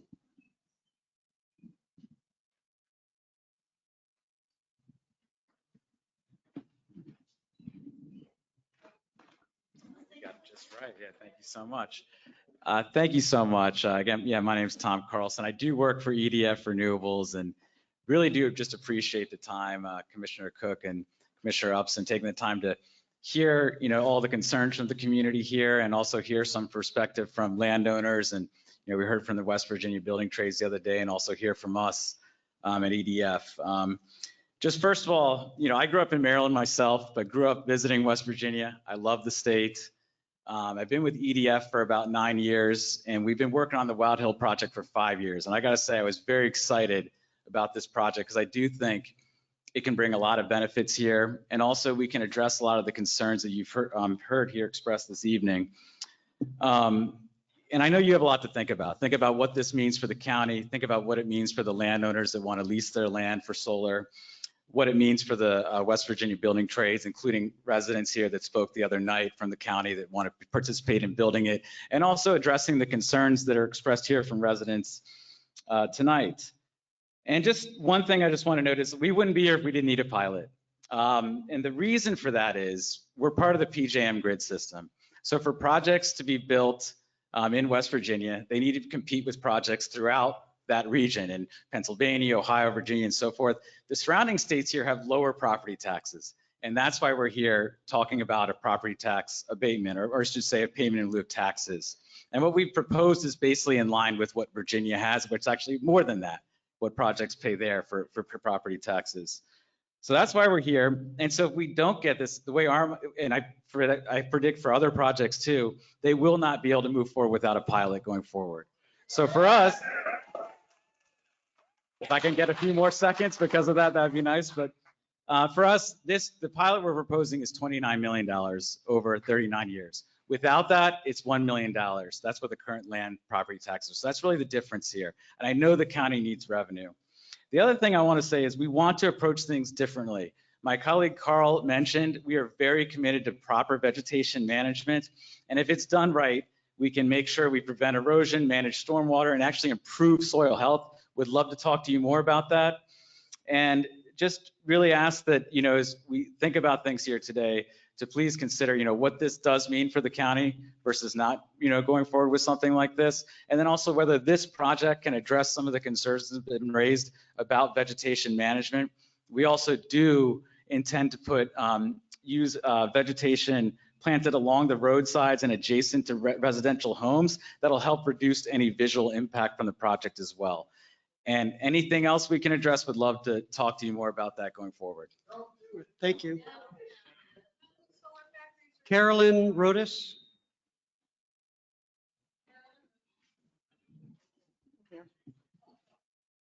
I really want to yield my time and just say that I am opposed to the pilot. It doesn't do us any good. And I thank you both for coming here, for listening to us. I think you've heard what the residents of Jefferson County feel, and I hope you'll listen, and I thank you very much. Thank you.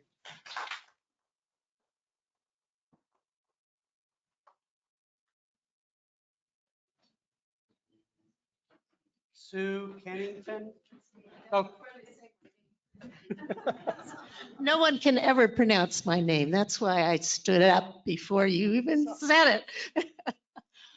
My name is Sue Kemnitzer, and I would like to say thank you so much for coming. People in our area are very concerned about water quality and safety and availability. And every project that is changing the landscape in a significant way has impact on this. So I would like to be sure that on your list of values that we are protecting, water quality and quantity is among them.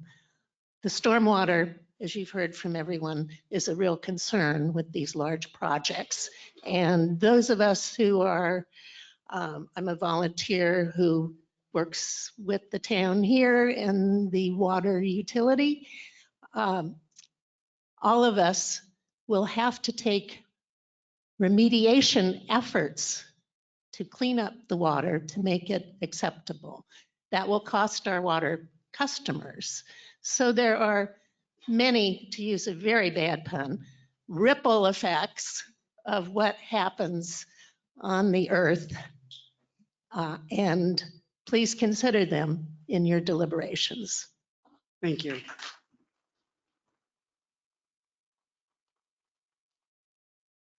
Claudine LeBeau? No? Okay. Tina Renner?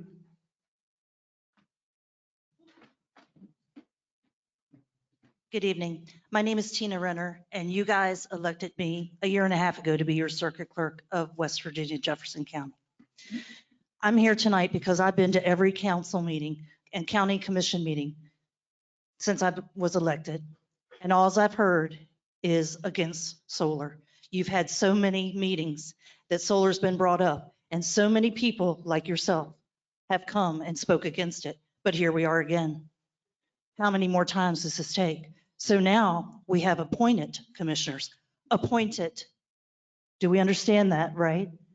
These are not these people did not vote for these gentlemen. You all did not vote for them. You voted for me, and I appreciate it.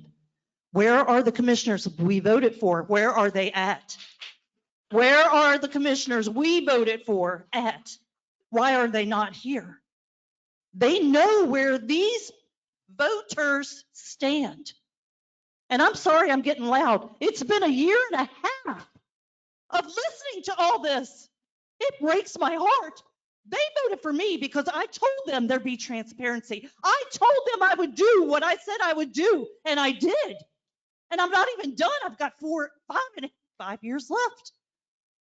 Do what they asked you to do. Move on.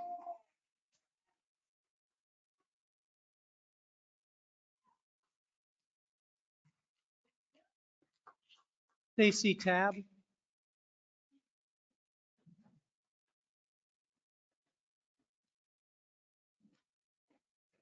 Hello, good evening. I'm a resident of the Shepherdstown District, and you two here are my next local representation. You are the ones that speak for the people who live here. I understand you were appointed, and this is a new opportunity for you to show us that we have something we haven't been seeing over the past 5 years. I've been attending these meetings. I've tried to be involved. I've been told you can go to a meeting, you can go to a public hearing, but the public is not being heard. When people come here and they speak, and everybody has the opportunity, where are the people that can come up here that aren't directly related to these projects that can tell us the benefits? When you ask the questions at the beginning, I hear negative repercussions that can be answers to those questions. That is not what this county needs. Over the last 5 years, good decisions have not been made that are not representative of the community. We were barely able to participate in the zoning ordinances and the changes to the comprehensive plan that were necessary to even consider these solar utilities. Now we're asked to incentivize them by giving a pilot agreement that takes away tax dollars from us, that takes away the opportunity of what this community needs.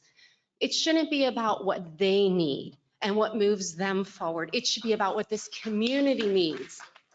What retains what makes this community good? We have been leaders in the state of West Virginia. We have found solutions to problems before, and we can do that again. I ask you to reject this proposal. We do not need to incentivize something that the community doesn't stand behind. The Board of Education does not support this. We have other opportunities before us to raise funds, such as impact fees that were reduced to $1 for the schools. If we have an excuse that we need money for the schools, why are we not taking that opportunity?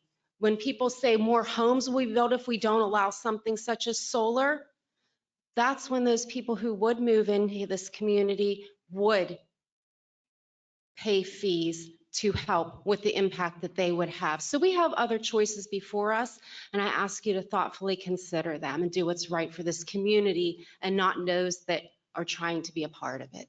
Thank you. Dr. Weimer.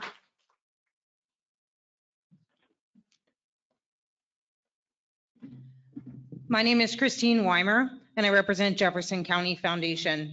My family first moved here in 1732. This means I take very seriously the stewardship of this land. This also means that I am new here compared to the indigenous people of this region. I resent the us versus them approach that is being leveraged by some of those who stand to gain the most from this. I would like to welcome all those who are dedicated to the stewardship of this land, no matter how long they have been from here. This is precisely why I do not want the utility scale solar with their stripping of the irreplaceable Great Valley soil and their stormwater violations. The elders of the indigenous people of this land taught their young leaders every planning decision needed to consider how it would affect 7 generations in the future. I encourage you to take this approach. I also encourage you to review the subject thoroughly. Watch all of the previous public meetings, read all of the previous submitted public comment.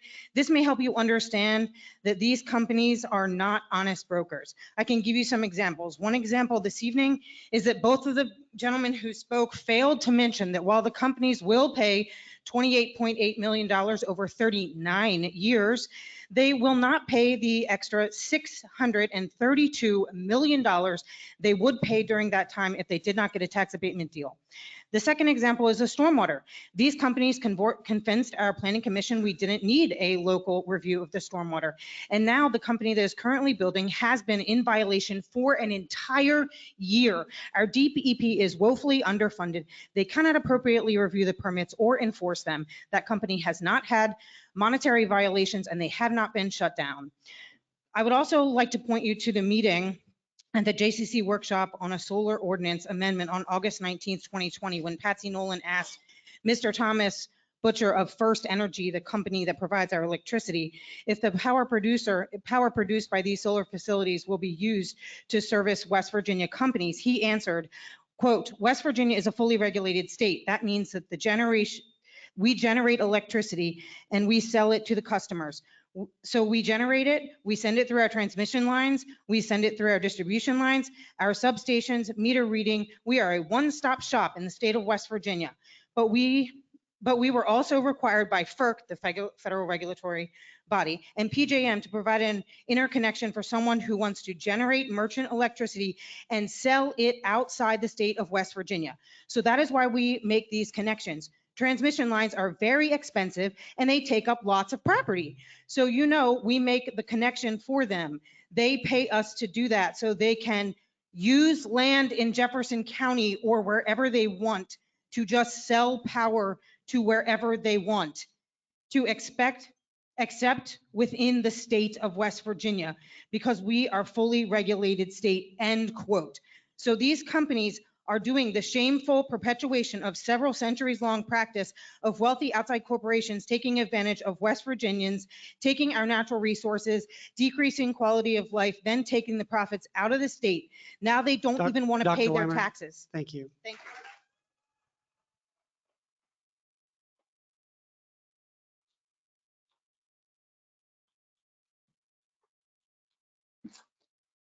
Lynn Bickler.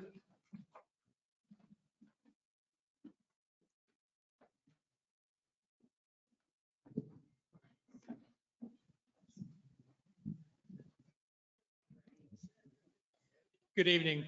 My name is Linus Bicker, and I am recently elected to town council here in Shepherdstown. I want to thank you for coming this evening to speak with us. It's very important for us to, meet you and also allow us to voice our opinions on this issue. While I was going around talking to people during the election season here these last months, it's clear that there is a level of distrust across the residents of this area. They do not trust the county officials in the decisions that have been made regarding development.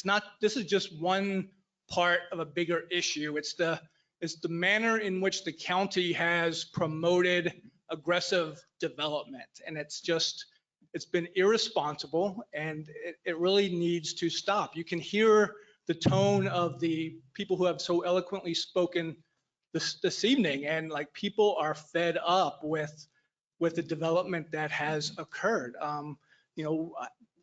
Rockwell is like the pinnacle example of that. I mean, and tonight is a good example too. I mean, we've had, how many people do we have in this room? Probably 150 people. We've had one person in favor of this project, and the rest are speaking passionately against it. So how do projects like this get approved? I mean, it defies logic that this is even on the table for discussion. So,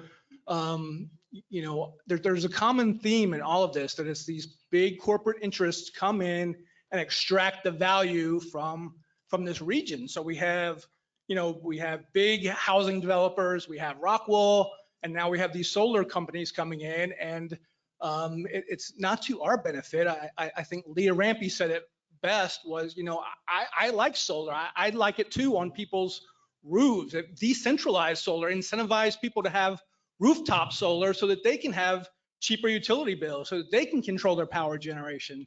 Doing it in this way that just empowers corporations that just will come here, exploit our property, and then leave. I mean, you can go down out 45 and see examples of corporations just abandoning a property and turn it into a giant eyesore coming into our town. That's what's going to happen with these solar farms as technology improves. These solar panels will probably be obsolete in 20 years, and then they'll be left, just as a shell of times past. They'll be hideous. They're hideous now. So that's it.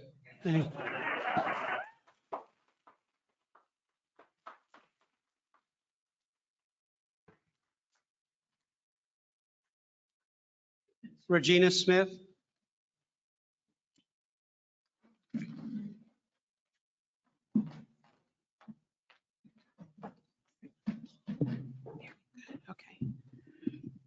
Thank you. My name is Regina Smith. I live in Jefferson County. I've been here for about 30 years. And I would like to thank you gentlemen for coming to listen to us. God bless you for doing that. And God bless all these people who are speaking out. And most of what I had to say has already been said by these wonderful, eloquent people, from the first guy who did a wonderful job all the way down. So I would just say these solar farms, I've never spoken to anybody who wants them in this county. And I'm pretty active in the county, in my church, my neighborhood, everywhere. And never once have I spoken to somebody who sees the benefit of this or who likes it. I agree with the people that have spoken about, private solar energy on their homes and so forth. And I read an article about putting them in parking lots, which I think is a great idea. So anyway, beyond that, because the topic is really this pilot program, and I did a little bit of math, and I think it's like what the 29 million is like 5% of what they would be paying without the pilot program. So I would like to pay just 5% of what I owe on my taxes, and that would be really great. I don't know who's going to approve that, but that's what I would like to do. And I will tell you that I could represent hundreds and hundreds of tax-paying people who moan over the taxes that they have to pay. I do myself, admittedly. And to have these huge companies come in and be able to just get this tax break and be able to take 39 years to pay it, like I've never had a benefit like that. So I think if people knew in this county, knew that this was happening and the tax break that was being afforded to this company, I think they would really lose it. So anyway, and the gentleman who was with the company, he said, oh, it's great for the community. I didn't hear what that benefit was because we don't even get the energy from it. So I'm not sure what that benefit was. He forgot to say that. So thank you very much. Thank you.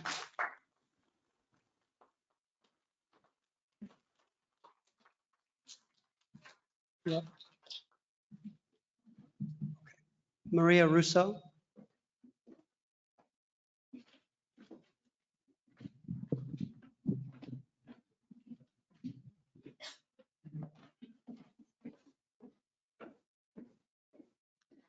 Good evening, everyone. My name is Maria Russo, and I want to thank you both for coming, holding this session, and listening to the needs of the people. I'm here tonight as a concerned Jefferson County resident who cares about this place and the people who live here. I grew up here in Jefferson County, and when I think about the things I love most about this place, the rolling hills and the beautiful views are top of mind. And when I look around the room at who is here, I have to imagine that's something we all love and appreciate about Jefferson County. No matter our backgrounds, our political views, our careers, or experiences, we love the natural beauty and serene landscapes of Jefferson County. This is a place that has a long, robust history of orchards, farms, dairy operations that have supported our livelihoods here. Many of those stewards also spoke tonight and are here in the room. And we need to make sure there is a future for those farms and farmers. I do support renewable energy in West Virginia. I believe renewable energy is just one part of many in West Virginia's just energy transition. But a just energy transition is one that will balance the needs among energy production, electricity usage, impacted people and communities, good paying jobs, and the natural environment. The pilot project being considered here tonight does not strike a balance among those areas.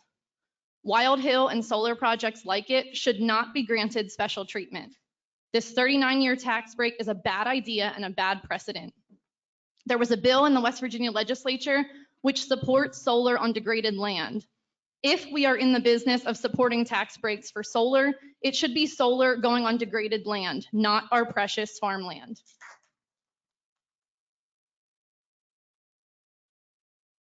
As many people have stated here tonight, projects like this severely decrease tax revenue that should go towards infrastructure, emergency medical services, educational investments, libraries, family services, our parks, and more that we've heard about tonight, and that our county desperately needs. I hope you both as commissioners will take a hard look at this before making any decisions. It is critical for us to put the needs of people before the priorities of corporations. That should be a critical role of government. We've heard from around 5 people tonight who are for this project and over 40 who are against it. That ratio speaks for itself. We must listen to and provide for the people. We need to make sure we are not exploiting the land of West Virginia, polluting our shared water resources, giving tax breaks to corporations, or ignoring the will of the people. I appreciate you all listening, and I urge you to vote no on behalf of our people. Thank you. Thank you, Maria. Kendra Clark.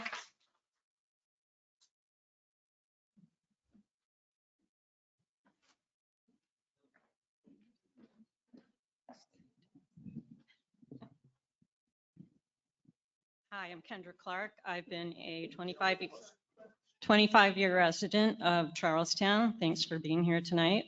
Please do not vote to give these utility scale solar facilities a tax abatement deal. Tax abatement deals are financial incentive instruments used to drive economic development that will benefit the community. This is not the case with utility scale solar. Solar is already developing in Jefferson County without economic incentives. None of the other planned facilities have indicated they require a tax abatement deal to continue. If this pilot agreement is approved, it will create a dangerous precedent where all the facilities will demand a similar agreement, whether they need it or not, cheating the county out of millions of dollars in revenue. Solar is already developing in Jefferson County at a much greater rate than the adjoining counties of Maryland or Virginia.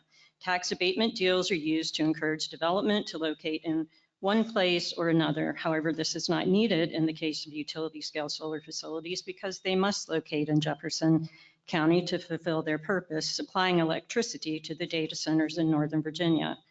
Jefferson County is the only place these facilities can locate that is close enough to supply the energy, but avoid the regulation of Loudoun and Clark counties. So there is no need to incentivize the solar facilities to locate in Jefferson County. Utility scale solar does not provide enough benefit to the community to justify tax abatement incentives. The facilities will only provide 2 to 4 long-term jobs, and the quality of these jobs is far from certain. The construction jobs will likely not be local. Even the attorney for Wild Hill Solar said Thursday night, our construction workers will stay in your hotels. Why do local construction workers need to stay in hotels? Also, in the case of Wild Hill Solar, the county will be losing $632 million in tax revenue over 39 years. The local benefit of relatively few short-term construction jobs does not justify this long-term loss. These facilities, like in the case of the Blake facility, have the potential to destroy farmland by removing topsoil, pollute rivers and streams with contaminated runoff from their massive construction sites, and pollute view sheds, negatively impacting property values and tourism. Under the current system, these facilities are not good for the environment or our local economy. So they certainly do not benefit our community enough to justify tax abatement deals. Please vote no on the pilot for Wild Hill Solar and any other utility scale solar facility. And I also would like to say that this county is already taking a hit because the county commission did away with the impact fee. So I will end on that.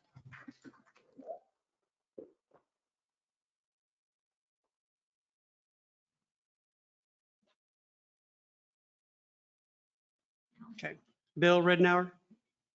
Delegate Bill Ridnour.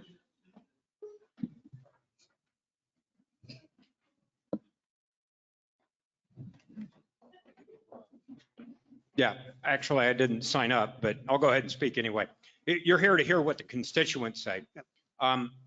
In anticipation of the primary, since I'm I'm state delegate for those of you who don't know, I went to about 6,500 homes. I talked about 4,000, little over 4,000 people. The bulk of them, because it was the Republican primary, about 60% of them were Republicans.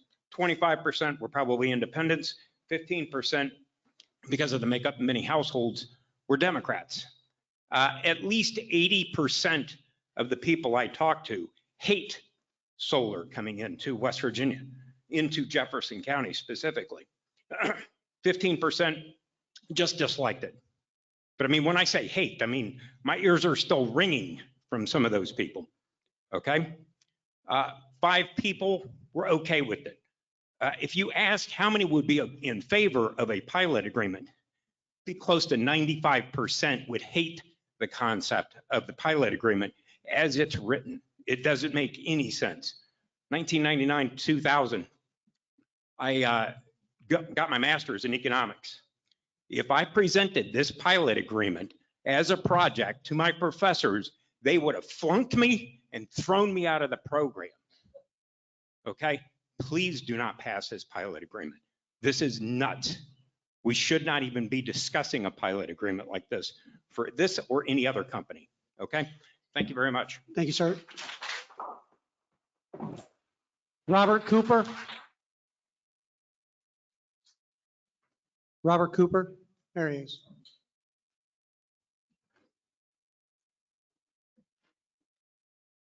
Good evening. I'm a resident of Charlestown, and I want to thank you for being here tonight and doing the town hall.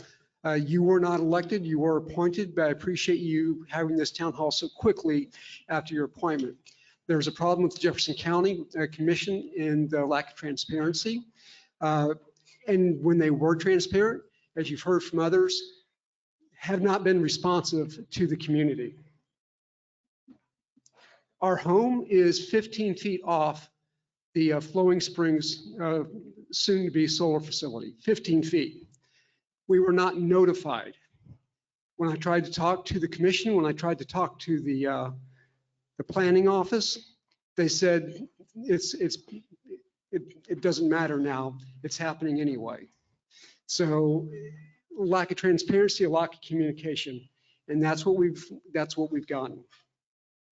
How could the commission not require a site plan for a utility scale solar? Okay, how could you not require an actual stormwater, approval, not just a report, but an approval that has to go through the system? How could you not have a construction bond like everybody else, right? So there's a lot that needs to go into this if it was to be done right, and it wasn't. And the only reason I can think of the reason it wasn't done right is because there's something in it for somebody. And it's not the community. Things that had to have been taken into consideration are fire. We're talking about the industry standard right now is lithium ion batteries. And for the Flowing Springs site itself, you're talking about 2 to 3 acres of lithium ion batteries, okay? There's not enough firefighting equipment in the tri-state area to take care of a 2 to 3 acres lithium ion fire. Okay, I don't think there's enough equipment to take care of a electric car fire if it catches on fire, let alone acres and acres. You've seen the results of Blake as far as the stormwater or lack of stormwater. You've seen the lack of repercussions for that. My question is it really Blake that's responsible, or is it the homeowner or the landowner that has the limited liability leased for it, right? What about the hazardous materials? Okay, what requirement was it for the hazardous materials? What about wildlife? Some of these companies tell us that their experts said that it's okay, but when I talk to the community, it's not okay. You've got large animals, you've got small animals, and you're locking them out of those areas. Thank you, Mr. Cooper. Oh.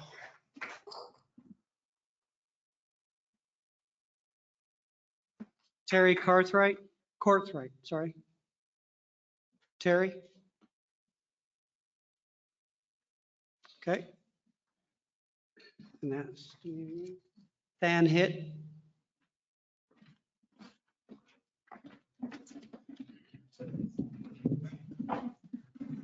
Good evening, Nathaniel Hitt. My nickname is Than, T-H-A-N. Thank you for being here. I'm a Jefferson County resident, and for the last 15 years or so, I've had the privilege of studying water resources and water security in this county, in this special place that we live. So I'd like to highlight a couple of those issues. We've heard about some of these points, and I'd like to follow up on that. I work with the U.S. Geological Survey, Kearneysville Lab, and my comments today are my own as a citizen. We live in a special place. It's a special place for our water resources, our water security. However, it's a vulnerable place. Last summer, we went into an emergency drought situation. The town of Harpers Ferry, all of our municipal water supply had to go into an emergency drought plan. That created all sorts of chaos for the way they're treating water. It created costs for the citizens there. And it had byproducts associated with the treatment of that water. We may be going into an emergency drought in this summer. Yet at the same time, we are building houses in the Cabletown area, on the east side of the county, across the county, and we're doing so in what seems like an unplanned sort of at will, reckless way. We have a comprehensive plan, yet the Board of Zoning Appeals approves every appeal they get. The Board of Zoning Appeals will rubber stamp these decisions. And so what's the point of a comprehensive plan? My concern is this. We have land use planning on one hand, we have water resources planning on the other hand. It's the same thing, yet we treat them as they're different. All the houses coming into this area, all the water supply pressures that are coming up, the increasing pressure, I'm afraid that we're flying blind. It was 2012 when we had the last comprehensive assessment of water resources in this county. It's time to update that plan, update that study. USGS could help with that. Other organizations could help with that. The Jefferson County Water Advisory Board will probably be moving forward with those recommendations, and I would encourage you to embrace those recommendations, to move forward with that, because we simply cannot treat land planning, land use, development, as though it's somehow separate from our water security. Here's the point. We are all drinking from the same cup. In this county, it's the groundwater that connects us all. We're highly confident in this because dye testing from the Shenandoah area all the way to the north part of the Rocky Marsh Run, from, Shenandoah Junction to Rocky Marsh Run, it's all connected. So what happens in the South County affects the North County and all of the resources that we care about. So we're all in this together. We have to have smart planning that it links our land use development with our water security. Thank you for your consideration. Thank you. Evelyn Geddes. Evelyn Geddes, Gettys. Okay. I have initials here. I have no idea what the initials RDB or RD. Okay, moving on. Mary Sophia Smith.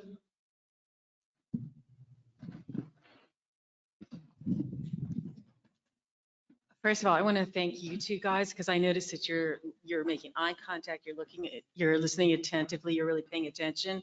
This is in contrast to the, oh, I'm sorry. Thought I'm being loud. Okay. I wanted to thank these two guys because they're attentively paying attention to us, listening with their body language, their eyes. We see it. The council does not do this. It's just like they're not doing their job. Okay, so I'm going to read and I'm going to pass to you a prepared statement. And I hope I'm speaking not only to you guys, but to the other people in the room, because if we want this ridiculousness to stop, we have to step up. We have to take serious action. They do not listen, as Tina said. We go to meetings, they're not listening to us. That's not working. We have to require them to do their job. They're not going to do it voluntarily. We have to get off of our butts and get active to make the county commission do their job. Okay. So if anybody wants to work on this, please get in touch with me. I want to join your team if you're working on that. Okay. All right, here we go. It seems as if the county commission has forgotten who they work for. The people are not in favor of the solar project. This project does not benefit the people or the county. The harms are serious and catastrophic. It is the duty, not the option, of the county commission to vote for things which benefit the county and the people, and to vote against things which harm them. It is their duty, not their option. They were elected and sworn to represent the people of the county. It is wrong, unethical, and illegal for them to vote for things that harm the county and the people of the county. If they vote with any expectation of any type whatsoever of personal gain, not only is it unethical, it is criminal. The removal of topsoil, the toxic nature of the project, the negative effects on property values, and other things that were mentioned here tonight are all irreparable harm. Everyone in this room should pay very close attention to this phrase, irreparable harm. This is a legal term. It is the legal standard that would be required to put a stop to a harmful project. It is your job as county commission with your other commissioners, you two, I'm very impressed the way that you're paying attention, but the others not so much. It is the job of the county commission to do the things that are beneficial for the people of the county. County commission is not doing their job. It is our job to make the commission do their job. Thank you, Mrs. Smith. Jamie Byron.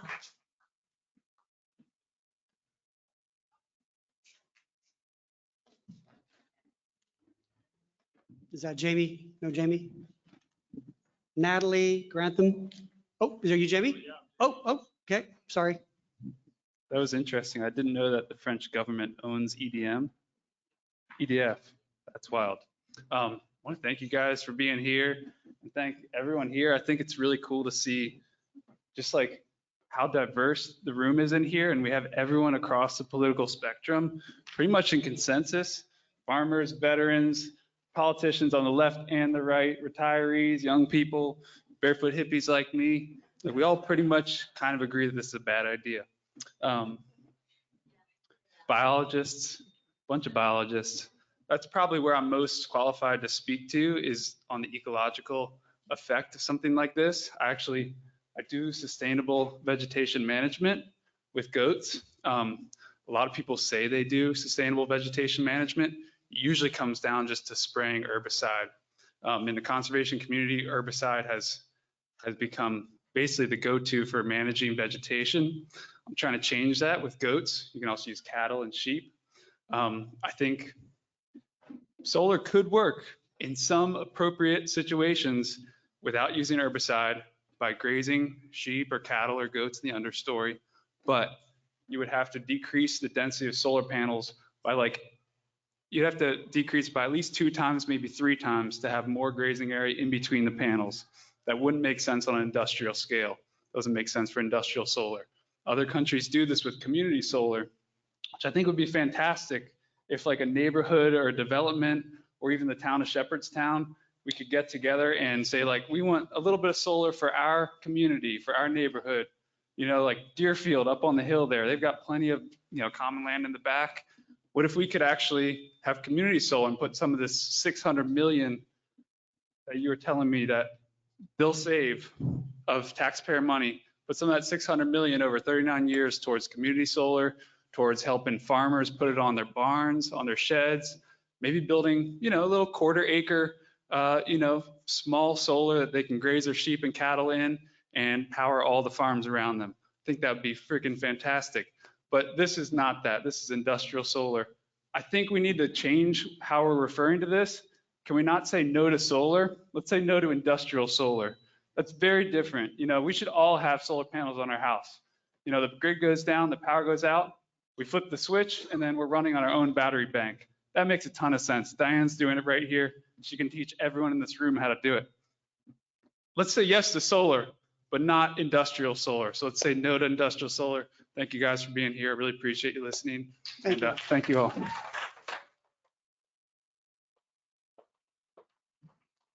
Natalie?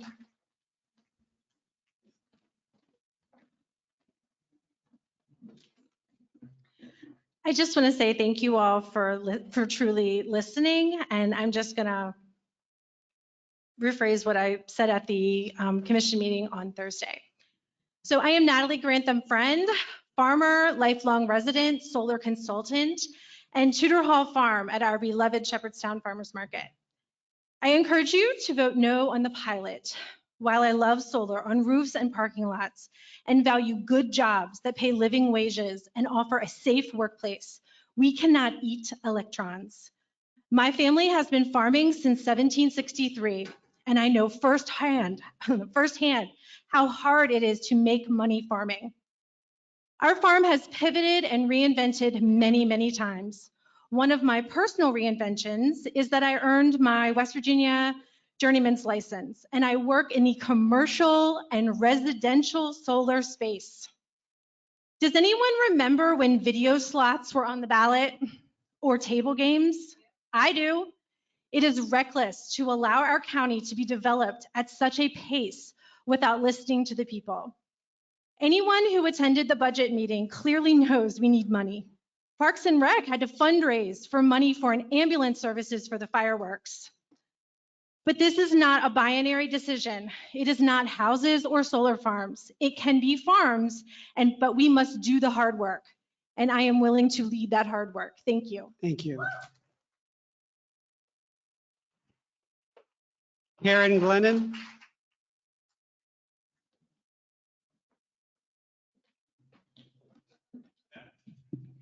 Short people problems. It's really not a mistake that I'm the last person on your list. Oh, two joined me after me. Nice. I wasn't going to say anything tonight, and I actually wasn't even going to come to this meeting. I lost all heart and soul for the entire state of West Virginia after getting involved in the Rockwell debacle and seeing what the elected officials' interests really were. It's heartening to see a sincere eye contact here and a sincere engagement from you two, because we haven't seen that for quite a while here. On your sign up form, there's a place to list any organizations that you're representing. I'm representing my children. I moved to West Virginia in 1998. I bought my house in 99. Got married in 2000, welcomed my first child in 2002. I have a 22-year-old, a young adult, a nearly 18-year-old, and a 16-year-old.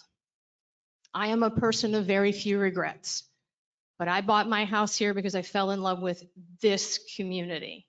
I didn't know about the history in the rest of this state of selling out its resources, its people, leaving pollution, all for the benefit of others elsewhere.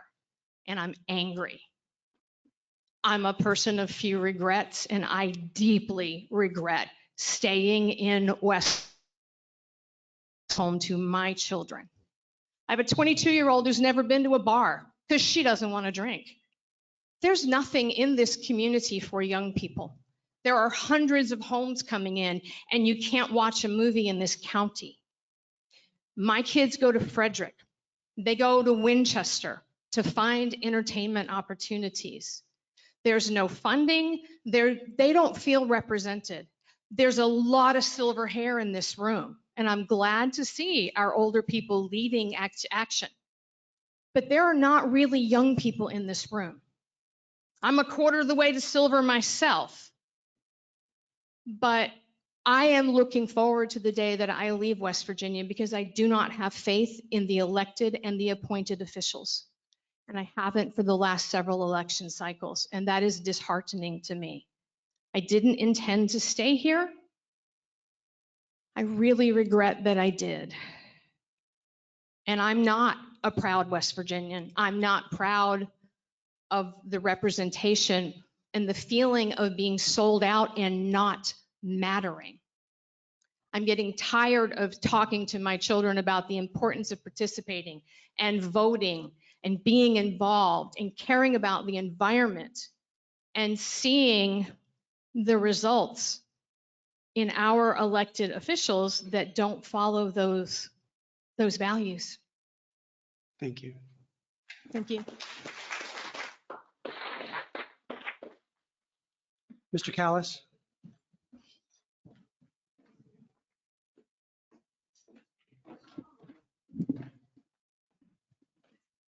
Thank you, Commissioners. My name is Chris Callis. I'm a lawyer in Charleston, West Virginia. I've been doing energy project and tax work for about 25 years and representing lots of project developers, including for the last 4 years or so, EDF on this project. I just wanted to address 3 issues that I heard come up tonight that I think could use a little more color. First is energy benefits.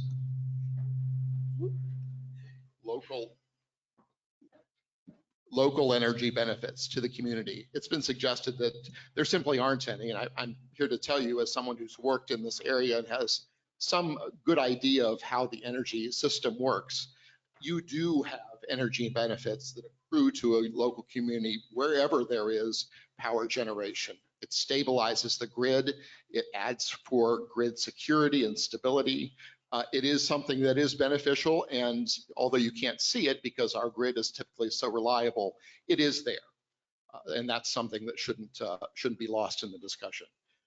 Secondly, I'd like to address something that I've heard former Delegate Doyle speak to tonight and at the commission meeting last Thursday about pilot agreements and pilot arrangements. He spoke to his time in the legislature and the approval of a pilot law, he said, that in his view was only for large projects that produce thousands of jobs, I think in his words.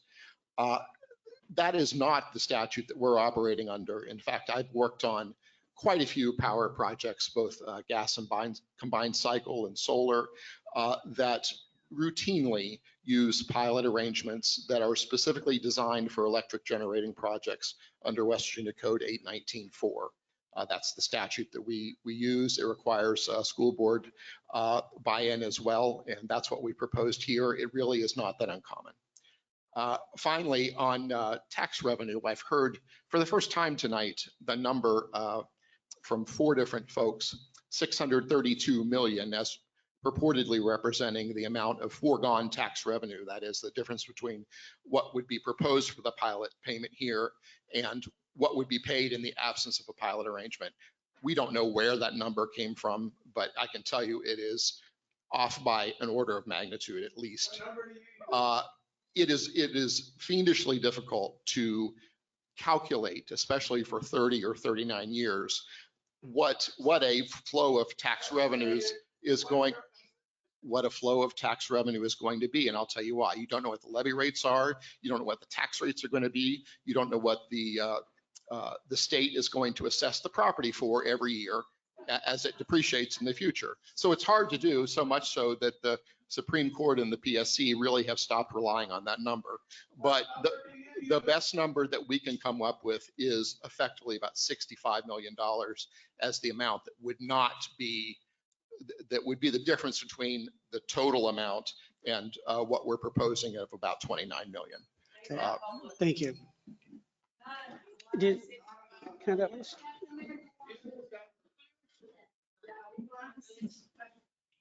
Colin Stein.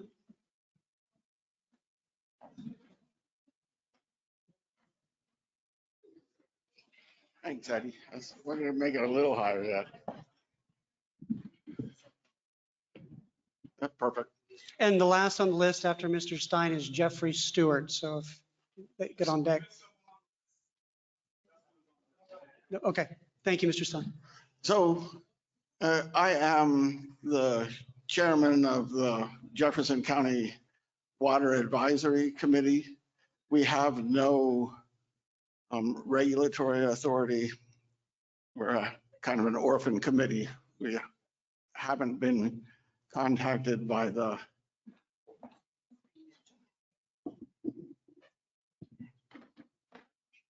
either the planning commission or the county commission in the last couple of years. Part of that's my fault. I've had some severe medical issues and I've, spent 5 days at the beginning of the month or the last month lying in the hospital with IV fluids. So I didn't do very much, I concede. Than made a very good comment, right? What happened? To me, what happens above the ground is secondary. What happens below the ground is most important because we all have to drink water. We all get water basically from the same place. I would encourage the Shepherdstown, Bolivar, Charlestown to annex the area that's in their watershed from which they hope to draw water. All of those three municipalities, towns are planning to drill wells to get more water. One of the problems with the water here in Jefferson County is that it's not as clean as we would like. So if you go to Baltimore City and look at Baltimore City water, it's cleaner than most of the water that comes out of wells in Jefferson County. Why? What is it contaminated with? Sewage. The current system that we have of having septic tanks spreads the sewage out very nicely, but because we have karsts, that's the limestone. You see the limestone all over the county. Here in Shepherdstown, the karst can show up as a table underneath a particular area. One of the things that we need to do to protect the water is to protect sinkholes. The current schools, those that are being built for the Shepherdstown community, that property has at least 4 sinkholes on it. Sinkholes directly communicate between the surface Thank you, Mr. Stein. the underground water. Thank you. You're welcome. We need to protect the water. Thank you. Gotta give space to sinkholes. For those schools. Mr. Stein, your time did expire, so thank you.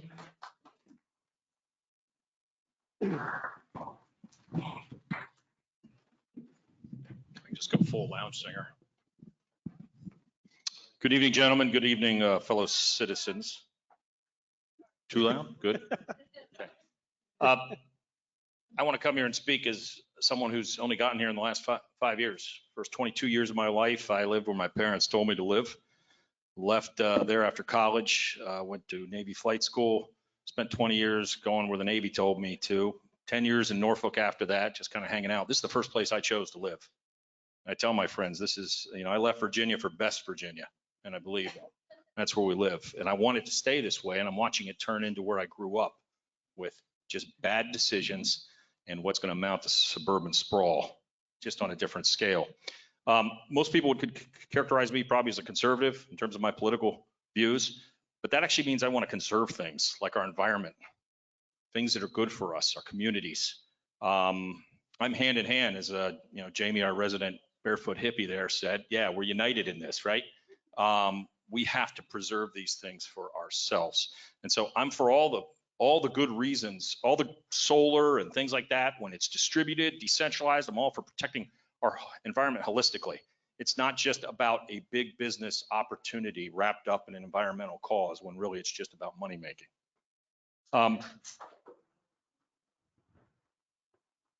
I'm also not interested in being Loudoun County's back lot for things that they don't want to build. And if this is such a good idea, then they can plow under their vineyards and they can grow electrons instead of grapes. Okay. So I also want to push back on this notion that there's like this false choice in front of us. We either have suburban sprawl with houses or we have solar farms. That is a false, absolutely false choice. And they're actually fruit of the same vine. And what they end up doing is diluting our actual ability to build because the infrastructure gets spread out. Don't be fooled by the false notion of like these high price tags on these little individual gems that the big business wants to hand us. Your tax-based strength is in places like Shepherdstown, Charlestown, Ranson. You need to look at tax density. The density of tax value is right here. We should be building these areas up, and we should be encouraging these to be centers of our community. And if you really want to put an environmental spin on it, get rid of the, make them more pedestrian oriented, places where people can live and walk. Get rid of the cars as well.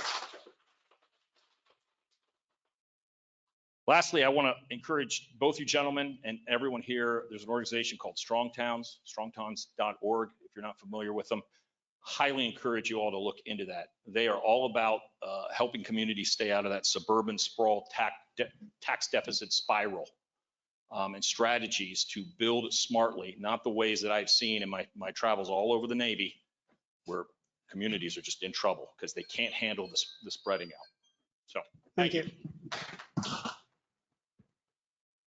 Was there anybody else that wanted to? Yes. Oh, you were the initial. What is your name?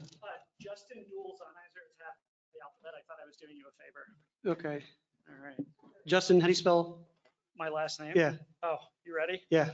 D as in David, UEWEL hyphen, Z as in zebra, AHN as in Nancy, IS as in Sally, ER. Got you, Mr. Dwellens-Ebenezer. I'm a big fan of automated phone trees. Okay. Which is why I have that memorized. So first off, I'll keep these brief because we've been here a long time. Sincerely, thank you for doing this, not just buttering you up. I think a lot of people have reflected how important that is. I'm born and raised in Shepherdstown. I traveled the world for business. I've lived elsewhere and then I got smarter and came back. And one of the things I really wanted was to be an involved citizen of one of what I consider to be greatest places on earth, and not be like a human subsidy. So that's really important to me. I am a businessman, and I will say if they won't do it without a subsidy, it's not a business, it's a grift.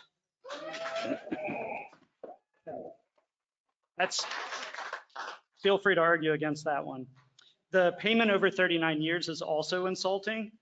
You both look very smart. And again, not just saying that to butter you up. So I don't want anyone to think the people in this room don't understand how inflation works. A subsidy over 39 years is worth less every year. You get the money up front or you don't get any of that value. You lose at least half of it, right? So there's a lot of really smart people here working people over, and Shepherdstown has a lot of smart people and they kind of know how this stuff works too. So that's functionally equivalent to a naked short sell, which is barely legal. And the last thing I'll say here is if no one on the commission, present company excluded, is personally benefiting from this, I will eat my shirt. And this is my favorite shirt. Not everyone has an opportunity like you both do to choose between being a hero or being a sad footnote in local history. And I hope you go the hero route. Thank you.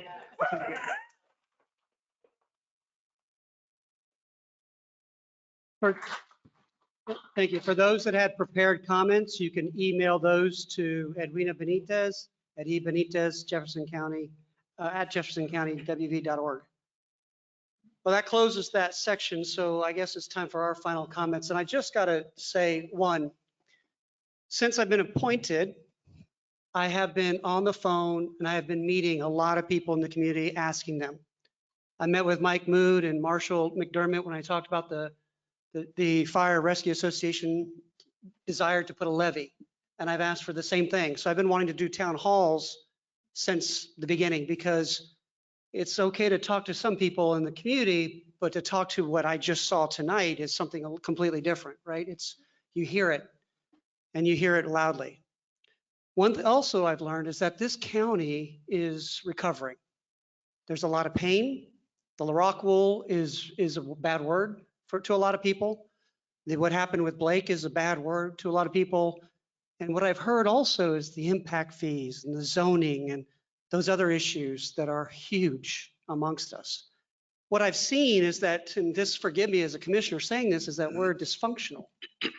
We're ill-equipped to make a decision, I think, something this strong and profound, because I think, and forgive me for chastising EDF, but Mr. Carlson said, we've been here for 5 years, but then he also said, if you want to come and know, we're happy to share. Well, you had 5 years to do it. You did. And you left a lot of people in the dark in that. And I don't necessarily appreciate that. But I think I'm charged as a commissioner that I've got till December 31st to figure out how to fix zoning, how to fix impact fees, how to fix some bylaw wordings, how to come together with the Planning Commission and the Development Authority, and how we can come together to figure out what a 2045 comprehensive plan should look like. Not without the voice of everybody in here. So what I've heard you say, and what I'm going to tell you here, and I probably will get chastised later for it, but I can't wholeheartedly vote for a pilot program at this point until we fix our systems.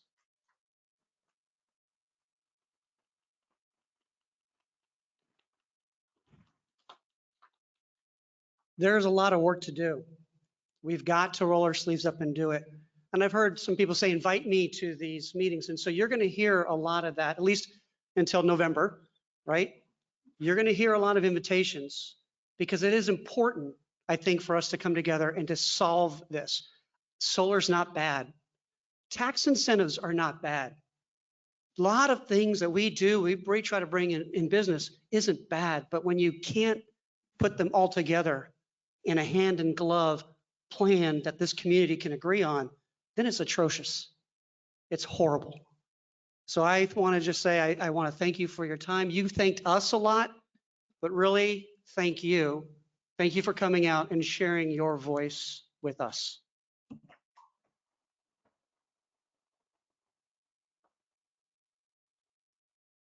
So one of the goals that I'd stated at the beginning was that I want to have a robust flow of information to inform the commission, and man, yeah, you guys nailed it. Enough about that. That was, I really appreciate that, and I appreciate everybody coming out. And the unique perspectives of each person who spoke tonight was very valuable to me. And I can honestly say, I appreciate the fact that the folks who came up, they were genuine, and it was from the heart. I could see that. That's why I kept looking in their eyes and watching their body language. You guys care, and because you care, obviously we care. That's why we hosted this town hall. So I really do look forward to more opportunities like this, because I want to facilitate not just town halls, but other types of forums where we can have more than just a one-way diode coming to us, but we want to look for opportunities to have discussions, robust discussions as well. So we are going to work on that here in the next few weeks, short time that we have together. Right. But we want to do what we can, working with the county administrator to look for opportunities to expand the types of forums that we have, so that everybody's voice is heard. So I thank you very much for your time, and I appreciate you all.